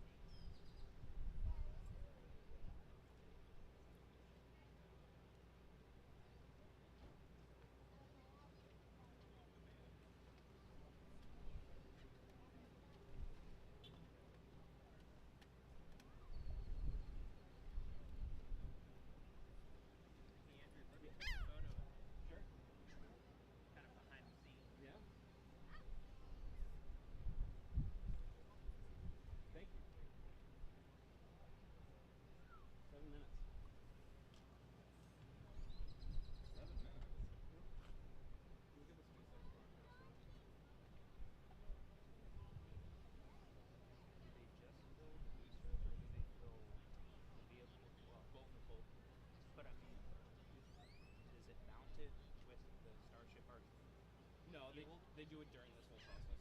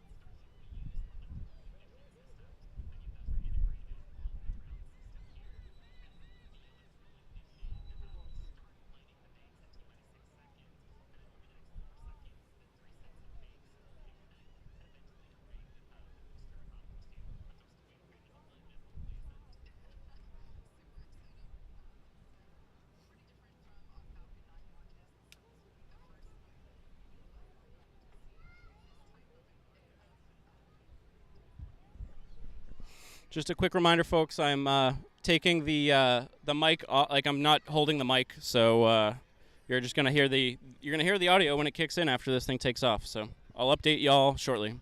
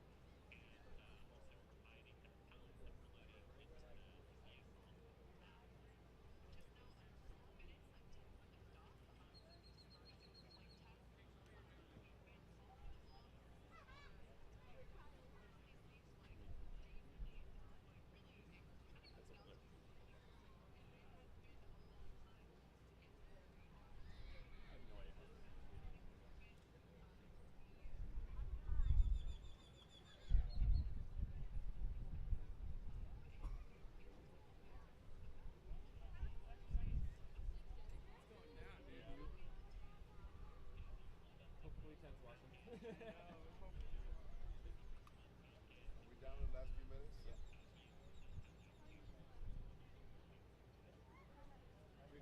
3 minutes. Wow.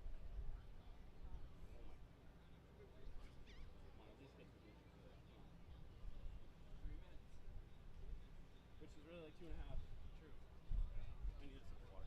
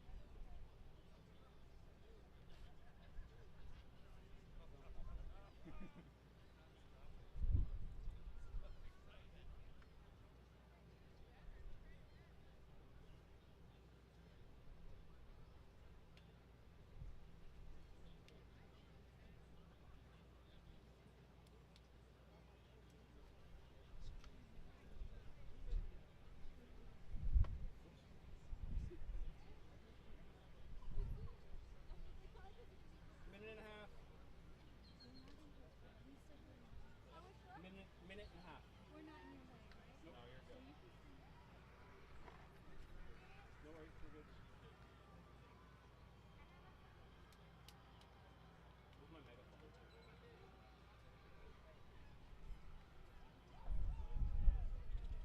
Your camera cool? Yeah.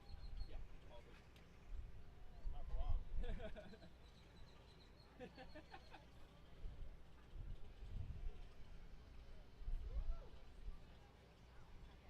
One minute. Oh wow. 1 minute.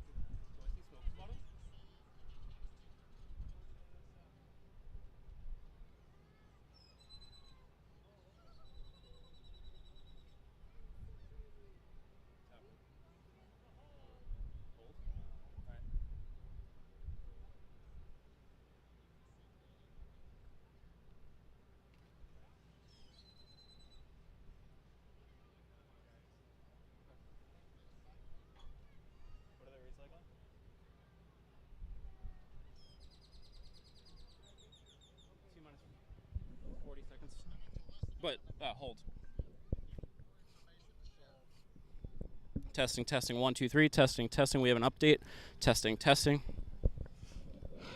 All right, folks. So here's the update.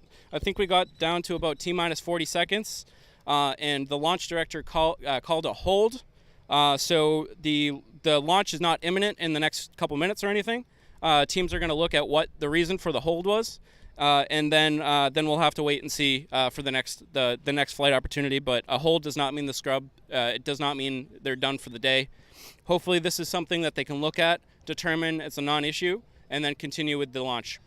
Sometimes that happens real fast, so don't go too far, because if they keep the clock at T-minus 40 seconds and then they release the hold, once that hold is released, then we'll literally under a minute.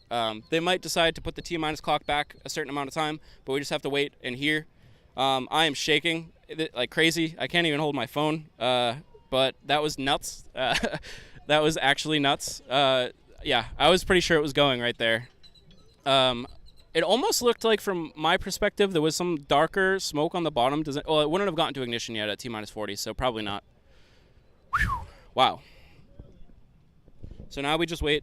I will update y'all shortly.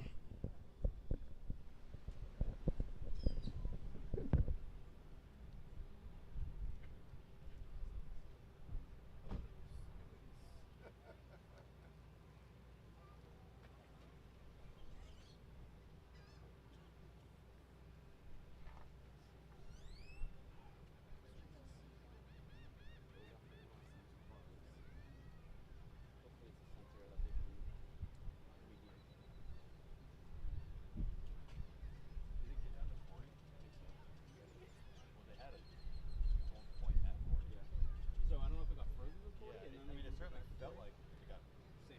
Yeah. At least for that. Although they get rid of the T-minus clock when they get down low. T-minus 26.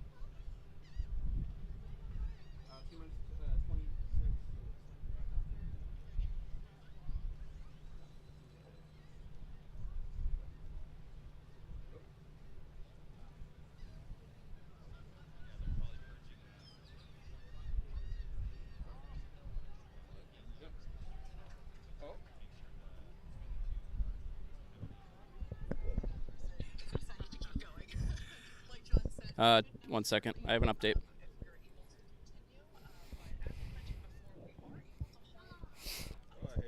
Yep. So I just checked in with the SpaceX live stream. It sounds like they're working on a couple different things with pressurization of the upper. Hold on, I got an update. Booster tank pressure low, second stage venting thing. So they're going to look at those two issues and decide if they can keep moving forward here. Oh.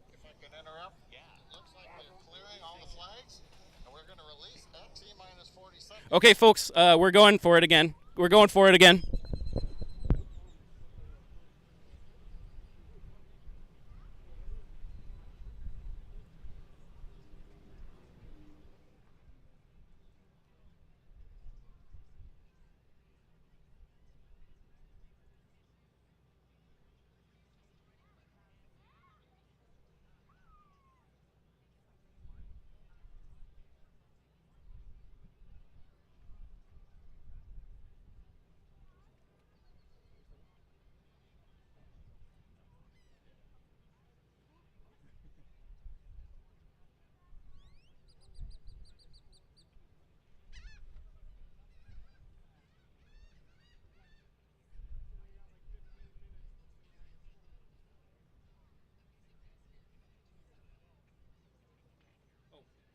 When we hear that it starts up again, it's going to be like 10 seconds, the delay.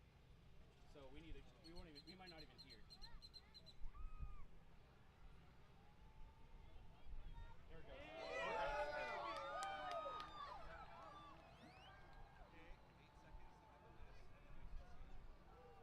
She's going! Oh my God, it's going.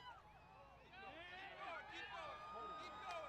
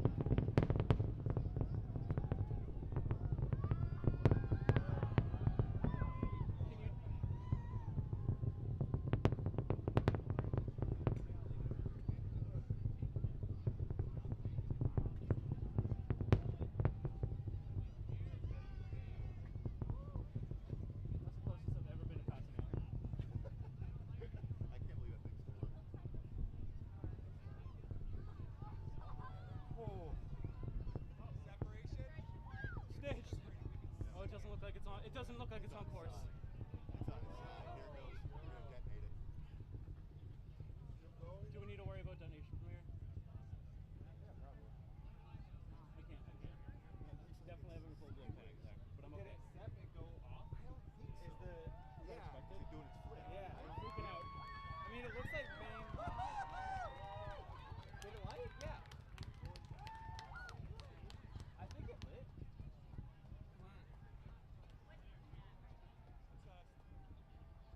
Pretty early separation.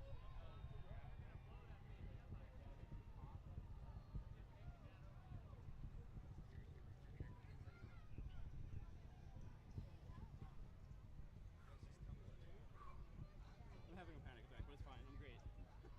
You okay? Yeah, I'm good. I'm good. I'm actually just leaning against the side. I'll fall over. No, actually, oh my god. I can't believe it. Holy fuck. That was awesome. Holy shit. Holy fucking shit. The smoke? Oh my god. I think that's a drone. I think it's a drone. I think so. I cried a little. I was not expecting that. I have definitely had tears. Wow.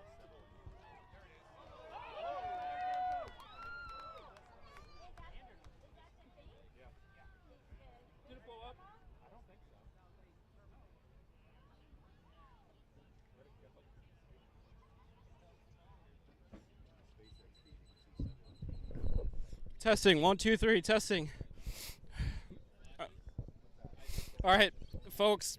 This is insane. It looks like it got where it needed to go. At least it's off the pad. The pad is safe. Stage separation happened. The two vehicles have separated. I don't really know what's happening at this point, but I think Booster 7 is on its way down. We're going to stand by to see if we hear that sonic boom, which should come maybe a little bit 8 or 9 minutes after takeoff. So I don't even know. I don't know what time it is. I don't know what's happening. I had to sit down so I didn't pass out. This is amazing. I am really glad you're all here to experience this with me. Thank you. Thank you so much.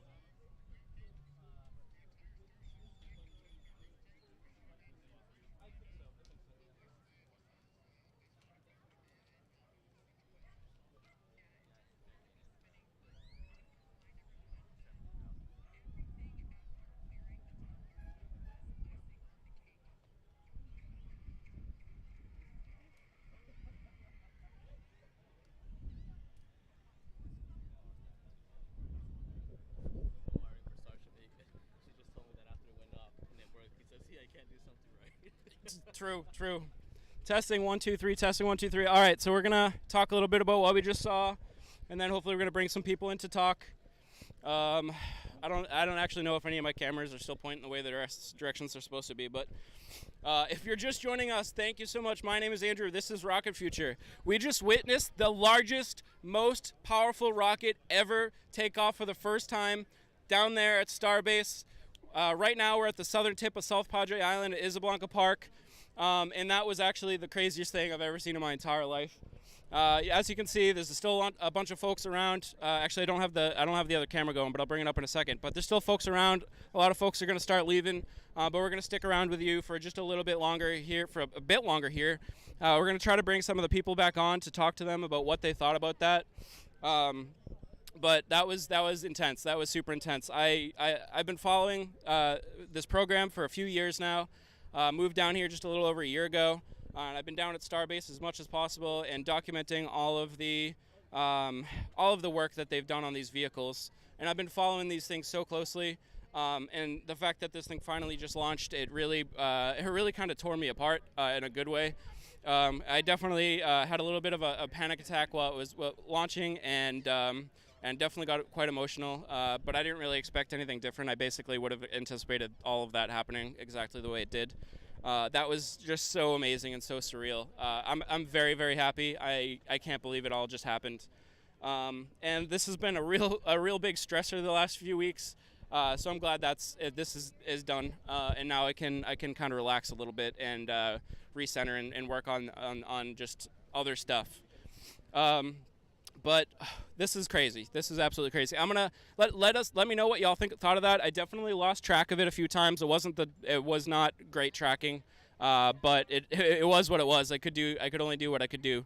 But hopefully y'all enjoyed that. So let me know what you thought about that in the chat. And I'm gonna try to bring some folks on here. You up for an interview? Yeah. Neb, you want to check framing? We're just going to check our framing here, but we're bringing Steven back in to talk about what we just saw. Just give us 1 second. How are we looking? Good. Steve, come you're right a little bit. Right here? Yeah. Good? All right, you're back. I'm back. So what did you think of that? I'm still processing the emotions of what I just witnessed. That was incredible. Yeah. I didn't realize these things were so powerful. I was able to follow it up. Nice. And so as I'm watching it, I'm like, okay, I'm watching and I'm seeing like some stuff come off, and I'm like, I don't know if that's normal. Maybe it is. Maybe it's not, right? And then what happened was, as it was going up, it started to twist, and it kept the second stage with it. And I don't know if that was the time that they were trying to separate, and it just didn't. Makes sense. And so it kind of did this, dipped, went up. Sorry. You're good. And then finally, I lost it, and then something went boom, and then pieces started showering down. So it sounds like they probably used the flight termination system. Yep. Way over there. And I was listening to the live stream right now. They were saying that they had a rapid, unscheduled disassembly. Fair enough. Exactly. Fair and they were going to go over the telemetry and everything else. But that was, oh man, I hugged you. Yeah, that was amazing. Yeah. Oh wow. So that's awesome. That's awesome. We'll have to debrief at some point after you've kind of, sat with it, and I'm sure we'll be in touch. Yeah, for sure. I'll be in touch with you. And then, I appreciate you doing the interviews, and I appreciate you just coming and hang out with us for the day. That was really, really awesome. It's great to have a good crew around. Yeah, it was good, and just I don't know what y'all saw, but to witness this in person, I don't have words. Yeah, I don't have words either. I'll try to come up with some over the next few weeks, but I don't know how I'll do with it. Take a little while. Yeah. So, all right, thank you so much, Steven. I appreciate you. Carlos, come on in. Come on in. We're bringing in Carlos to get his thoughts now. Carlos, what the heck was that? It was amazing. I mean, it was everything I expected and more. But I mean, I got quite emotional, and I'm still a little bit emotional because I don't believe in coincidences. I don't believe in that things, science, and alignments. But when we came down here, after a 24-hour, 25-hour drive, I told my girlfriend, I was like, look, I don't know if this thing is meant to be or not. Like, if it happens, it happens, And then I told you that anecdote where I met Kimball. Yep. And we were just kind of joking about it. Like, hey, if I meet Kimball, then that's great, right? And then next thing you know, boom, a minute later, meet Kimball. Great person, by the way. And then as we're leaving, I'm like, hey, well, I'll only stay if I see Elon. But we didn't specify. Okay. So okay. we're leaving Brownsville, and we stop by this bookstore, and then we see this huge mural of Elon. Okay, so you saw. So I'm like, hey, we gotta stay, right? So we keep driving and everything, but then we decide to come back, and it's just one of those things where sometimes there's signs, and sometimes it's just like you get that gut feeling. Yeah. So I had to push in order for us to get back here, and it was all worth it. It's absolutely That's awesome. processing it. Yeah, I think that's kind of everybody's opinions here. It's This is just a game changer. yeah. I mean, the Starship program, game changer for new startups that are coming up, and just it's going to be amazing. Yep. So can't wait to see the HD video now. I know. I definitely lost track of it, most of it, but it's all right. I'll try to do better next time. No promises, but I don't know. Pretty cool. But I appreciate being able to share this experience with you. Yeah, thank you so much, Carlos. Appreciate you. Oh, man.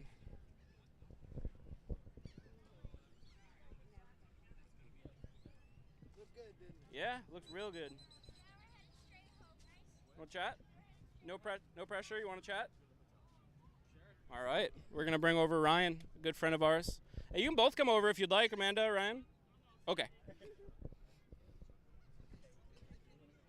Okay. It was a pleasure. I'll talk to you soon, man. Take care. What did you think of that, Ryan? That was awesome. That was absolutely insanity. Yeah, because we were here for the 3-engine burn, and that was just significantly different. Yep. It's crazy how it sounds different the higher up it goes. Yep. And then even like when it was way out of view, I think after FTS, we could still hear it for a solid like a minute at least. It was a while. That was amazing. I was surprised by how bright it was when the plume was coming right down at us. Yeah. That was super bright, and it looked kind of funky, like the way it was like. It didn't look like the most stable burns. No, and so I think it was losing engines all the way up. It almost looked like it was going. I know this is not the fact, but it looked like it was going on like one engine on the side. I mean, it lost so many engines that it started careening out of control. So it definitely, I would say it lost at least 5 or 6 engines by the time it got up to downrange pitch. Crazy. Yeah. Crazy. I can't wait to watch the stream. Yeah. Because that's going to be incredible. Yeah, I can't wait to watch this back and everybody else's streams and everything. That's going to be so cool. Very cool. A day of stream watching. Do you want to talk about what you're doing down here and the thing you're doing? Sure, that'd be great. Go with it. Yeah, so if you want to come experience something just like this, and possibly from the comfort of your own deck, possibly from down here with the community, you can do all that. We have a company called Star B&B. We're going to do rentals and tours of the area. So if you're interested and don't know where to start, Starbnb. Starbnb.io. Starbnb.io. Let me plug it. Absolutely. It's my pleasure. It was cool watching you guys set up and do your thing all weekend. Yeah. Yeah. It was a lot of work went into this. Like, Yep. not just today. Mm-hmm. Not just today. So Yep. Appreciate it. Thank you so much, man. Yeah, man. It's Appreciate been a having pleasure. me. Thank you. And I don't know what you're doing later, but I'm going to have a drink at Hopper at some point. We're All right. hanging out for All right. sure. Cool. All right. Let me check in on chat and see how you're all doing. So let's talk a little bit about the fact that there was a RUD, a rapid unscheduled disassembly. Obviously, it is not a complete successful mission, but it is not a complete failure mission. This was not unexpected. This was definitely a very, very, I mean, I would almost use the word anticipated outcome that somewhere along the flight that they would have to use FTS and extinguish the vehicle, if you will. So this is not a rocket blew up. That's not incorrect, but it's there. A lot of them will paint it in a pretty negative light, you know. This all of us down here that have been following this program know that this outcome was definitely a possibility. This is a prototype vehicle. It is a Pathfinder, and they already have a lot of things that they learned that they're already implementing in their next vehicle. So whatever they determine the root cause of this issue might be, they might have already known that root cause and they might have already solved it. And if they didn't, that's fine too, because they have all the data from this flight. They'll implement those fixes, and then hopefully next time it'll make it a bit further. So sorry, I'm trying to bring up chat here. You just have like a blue sky. Let me fix that for a second first. Me too. Bye, Ollie.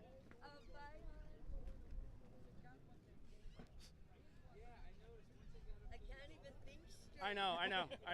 I'm in a daze right now. Yeah, I just don't even know. That was my very, very first launch. Oh my goodness, first launch. I don't even know. I really don't. My stomach was sick the whole Yeah, Like, yeah. Like Will told me, he's like, get you some crackers, eat something Yeah. because it's gonna go. I'm gonna need you It's gonna something too. puke. I'm like, no, I don't want to do that. Yeah, sorry, we're checking chat here. All right, let's scroll back up a little bit. Sean says Eliza was really excited. So glad to hear that. Rob was so excited. Gabor gave me some rock on fingers. Thian says 5 minutes on the counter. Anna says, woohoo, this is awesome, Drew. Keep it up. Also, hello to the Bens. Thank you, Anna, for stopping in and saying hi. Benjamin Melkor says, Rocket Future. Thank you, Benji. Thank you, Benji, for being here. Andy says, go, go, go. 1 minute to go. This was before. That's when we had the hold. And then we had a lot of shocked faces. We had a Godspeed from Andy. We had a woo from Worth.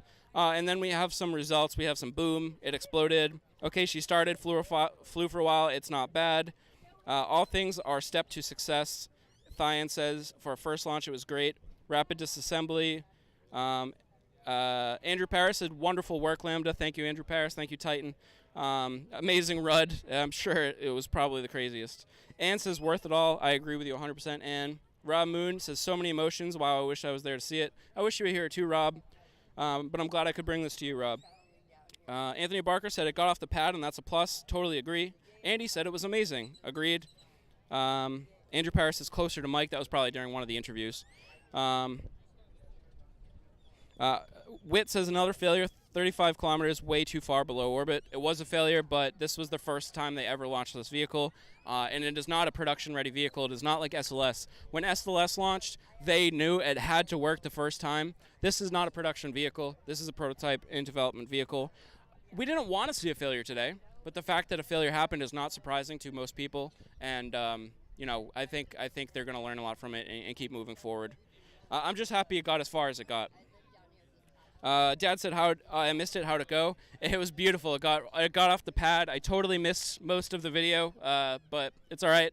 But it got way off the pad, made it way downrange, and then eventually it looks like stage separation maybe didn't work correctly, and then they had to use the flight termination system to explode it.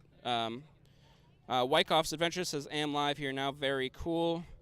Ildiko, we got some planets and we got some hearts in chat. Jay says, SpaceX, hard to believe that people will be able to travel on this soon and it will be a normal everyday event. It's really insane. El Hungaro says, wow, that was spectacular. I need a drink. I'm right there with you. Wyckoff says, West Coast. No, it didn't land back on Boca Chica, luckily. It was way far. It was quite downrange, so it was over the Gulf. So this was good. This wouldn't impact Boca Chica, wouldn't impact the local environment, and it wouldn't impact the orbital launch mount or anything like that. It made it pretty far over the Gulf. Wyckoff says West Coast of Florida, didn't see it, and I'm live.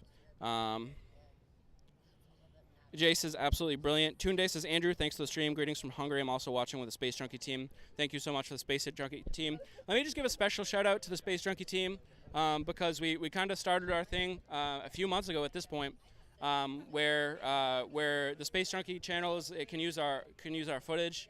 And we've received even more back from the Space Junkie community in the form of support from everybody in the Space Junkie community and all of you that stop by during the streams to say hi.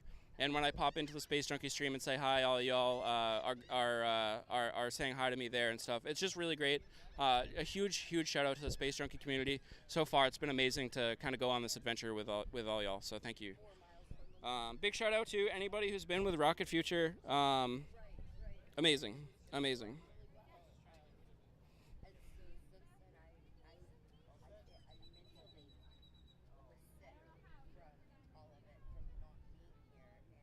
That was nuts.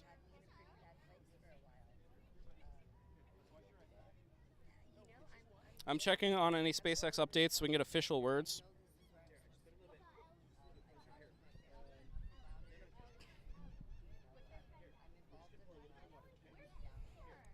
I'm hearing there's some rocket snow falling in Port Isabel, just little spectacles of something.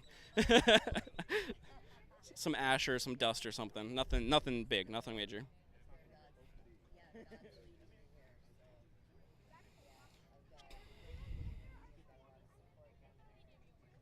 Oh, okay. So what I'm looking at a picture from Adam Bernstein, and those two big rocket plumes coming out looked like those might have been the engines that weren't necessarily working as desired. And it looks like all the other ones, or most of all the other ones, were probably lit and looking good at that point.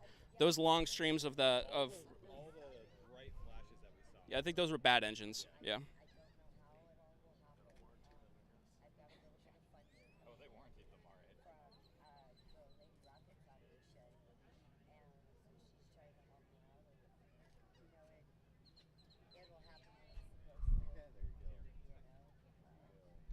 So SpaceX said 15 minutes ago, as if the flight test was not exciting enough, Starship experienced a rapid unscheduled disassembly before stage separation. So there you go. There's SpaceX's opinion on the matter. So they didn't say they range safety it? Well, it would probably. I mean, it definitely was. I would imagine. Yeah. We got another picture from Massimo that looks like 1, 2, 3, 4, 5 engines maybe weren't ignited at the point of picture here. Crazy. And we're gonna have to go see if our remote cam survived. That's gonna be something for tonight or tomorrow.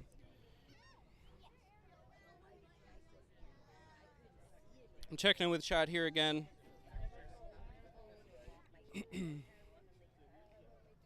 Jay says we're watching the future happen in front of our eyes. Andy says thanks a million for the stream. It was historic. No problem. It's my pleasure.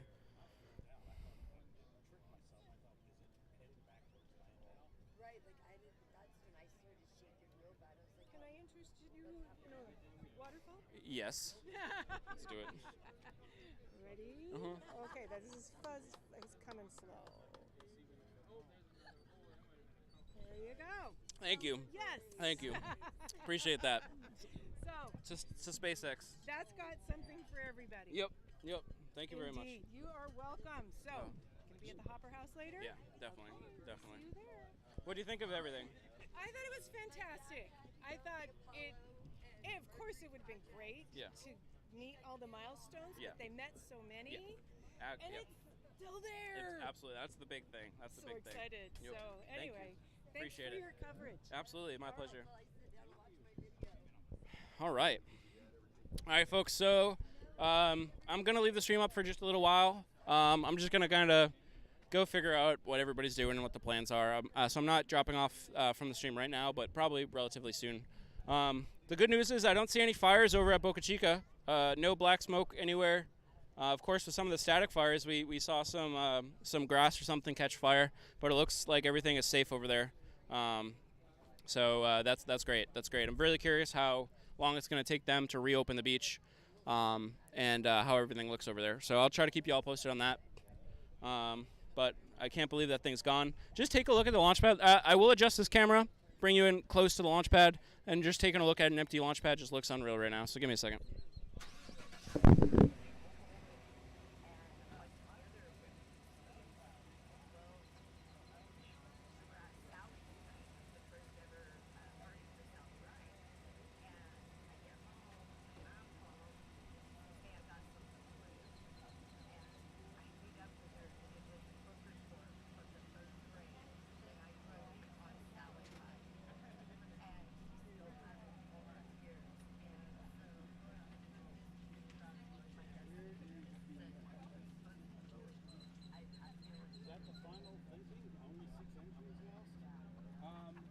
At least one specific picture was taken. How it happened. Oh, yeah. Oh, 6 at liftoff? Well, it's hard to say because I don't know where the picture was taken, but it was just a nice picture of underneath, and there's 6 dark spots. So whenever that was. Well, from what I saw, like just tracking it with like it was just using one engine after another. Probably. And by the time it was out there doing crazy like recovery maneuvers, there were a lot of engines. Absolutely. I'm sure. So I wonder what that cause would be, but they'll figure that out.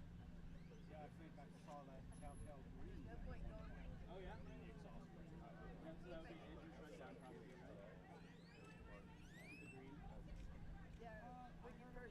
Some metal vaporizer that melted inside the engine. Yeah, engine rich.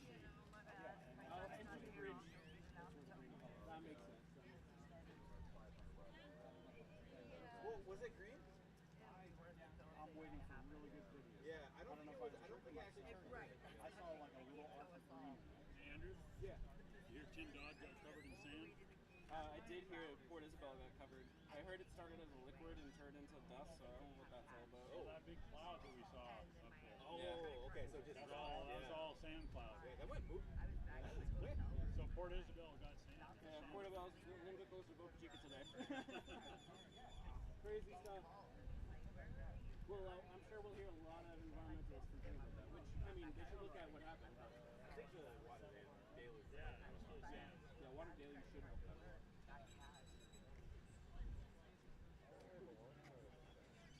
Where is the tower? Right there. I know it's there. We're having trouble finding it.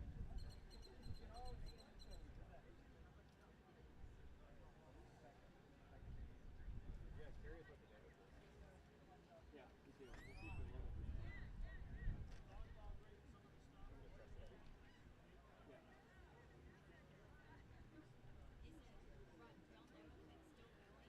Tracking the No. this camera? Yeah, we tried, but it didn't go so well.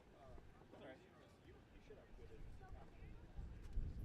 Yeah, probably not. Probably didn't have quick enough, tight enough shot and the explosion probably. But I got some of it. Andrew, I'll see you around. Oh, I'll see you around too. It was a pleasure meeting you again. Yes, I'll be around for a few more days. Okay, cool. We'll do something. Yeah, no. So basically, what happened is over the Gulf, it looks like state operation didn't quite go right. So I think they turned the information.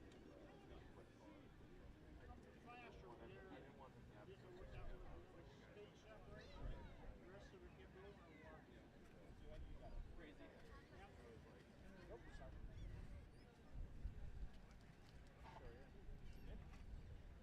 Alright, hold on. Just get it to right there. I'll be right there. Yeah, just to that third square. Okay? Okay, we're going. All right. It was a pleasure. Oh my goodness, that was amazing. Wow. Thanks for coming to hang with us. Pleasure meeting you. Getting to hang out with you guys. Great. Sure, we'll see you again. Oh, for sure. The next one in a month. Oh, sunscreen. Yeah, I just realized I totally nailed it. Oh, you know about something. I'm like, yeah, my dad's contract, I've got a job. You gotta protect your skin, man. That's the good stuff. I usually wear like long work shirts. But exactly, it's a brutal. You gotta get a good long sleeve. Or just tough it out. It's a nice little kid stuff. Oh, yeah, I heard that. That's cool. It's a little loops you got there.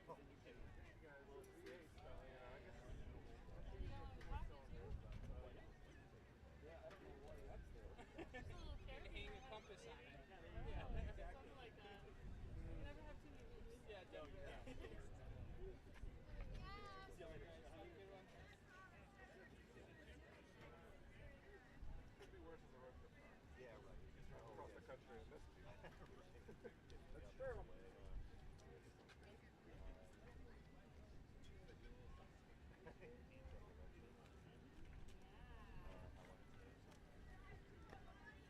Well, my return flight is on Monday.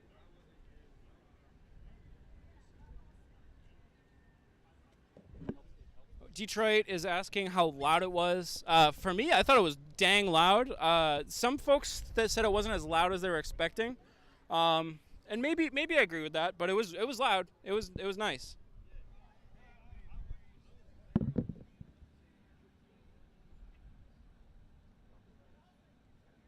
I was shocked the first time.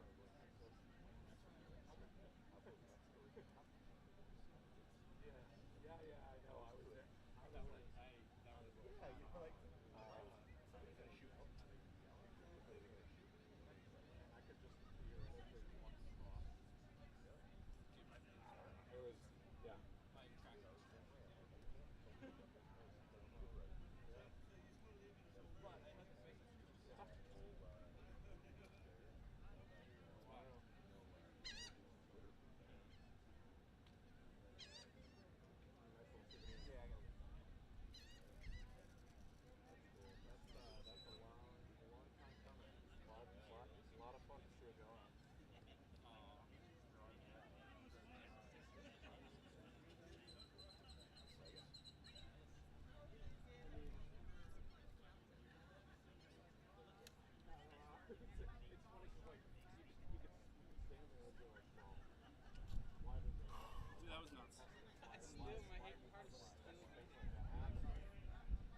like a tower link between space and the sky. That thing just looks so big. And I was just like, if that thing blows up, I might jump on City. I was like, I don't know about this. I was worried when I saw the third engine go. I was like, are they going to terminate it right over the pad? Right. That's going to force it to go. I think they just let it go as long as they possibly could get as far away. I wonder if the road will look like tonight. Yeah, I did too. I did too. Things is they maybe have to inspect like tanks and stuff, make sure there's no hazardous.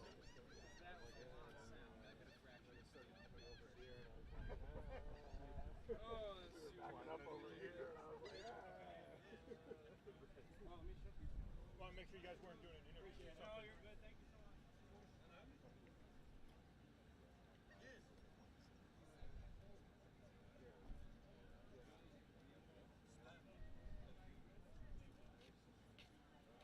that's a real split-second decision to make.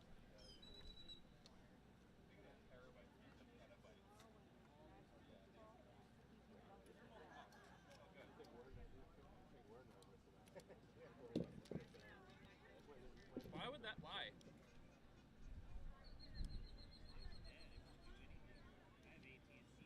I uploaded video and Yeah, I'm from, video and text. yeah, I grew up in the city, and then I spent these guys in Vermont. Because I got a job there after graduation, I could stay there, and then I moved back to the city. What do you?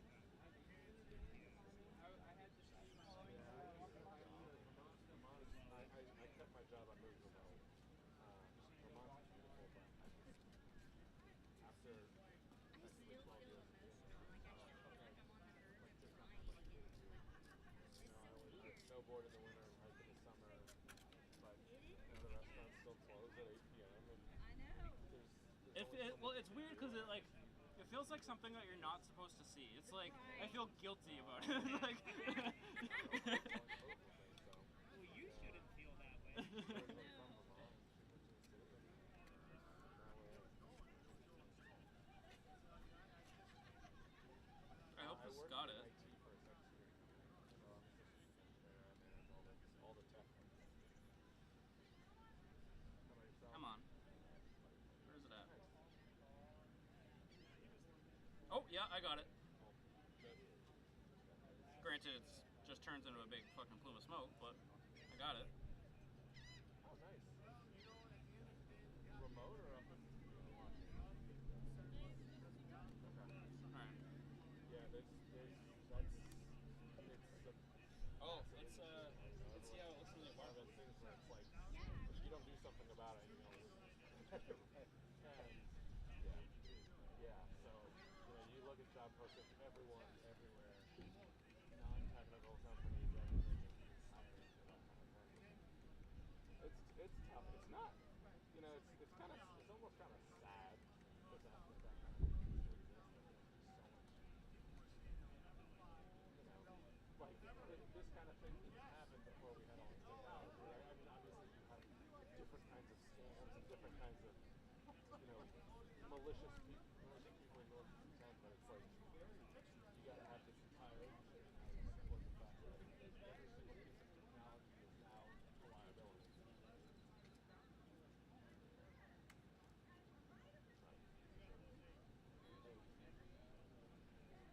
It's also the technology that we use that we don't want to part with. So. Yeah, exactly. Exactly. Absolutely.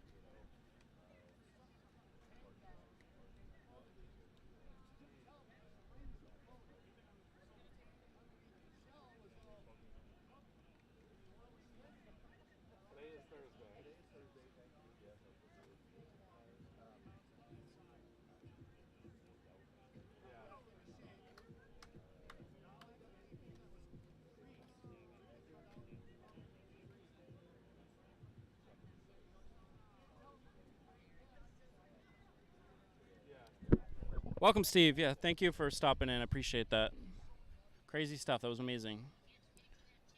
And Dad, yeah, absolutely no worries at all.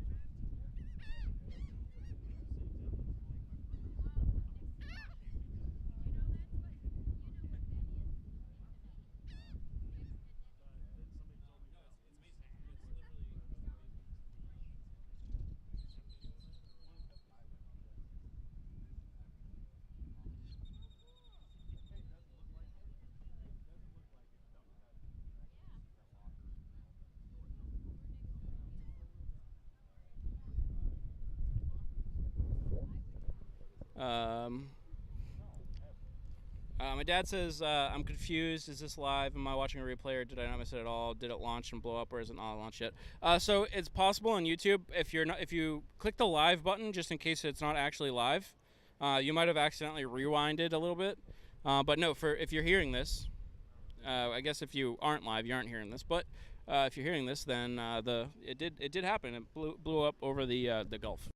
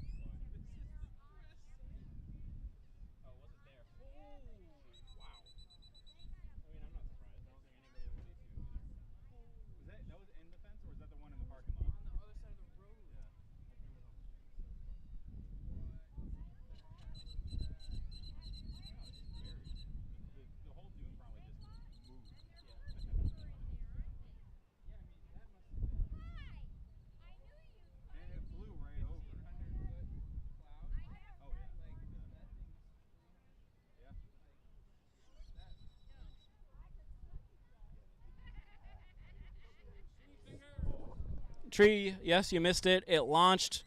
Rewind. It was crazy. Check it out. We're just waiting for traffic to die down here, and then we'll head out of here in a little bit. But we're just recapping everything. But the main portion of the stream is kind of over. We're just going to keep live views going for a while of the rocket. We just got one cam running at the moment. So feel free to hang out, and I'll check in chat occasionally, but we'll be heading out at some point.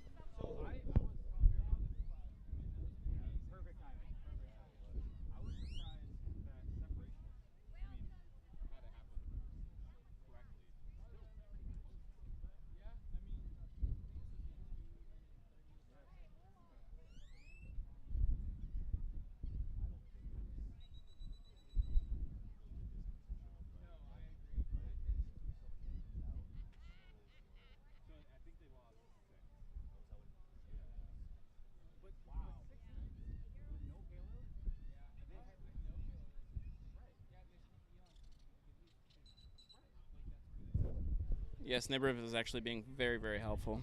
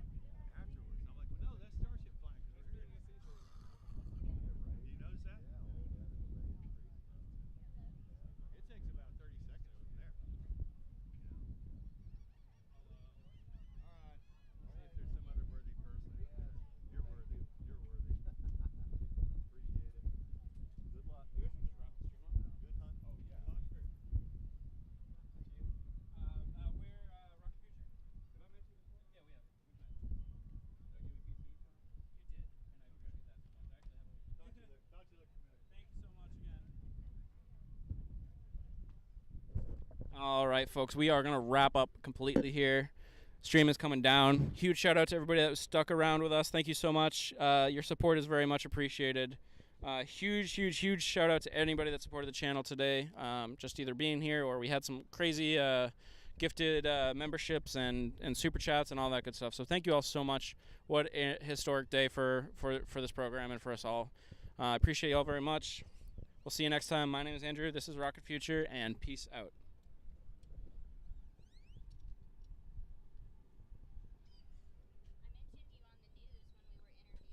Oh, really? Nice. Thank you.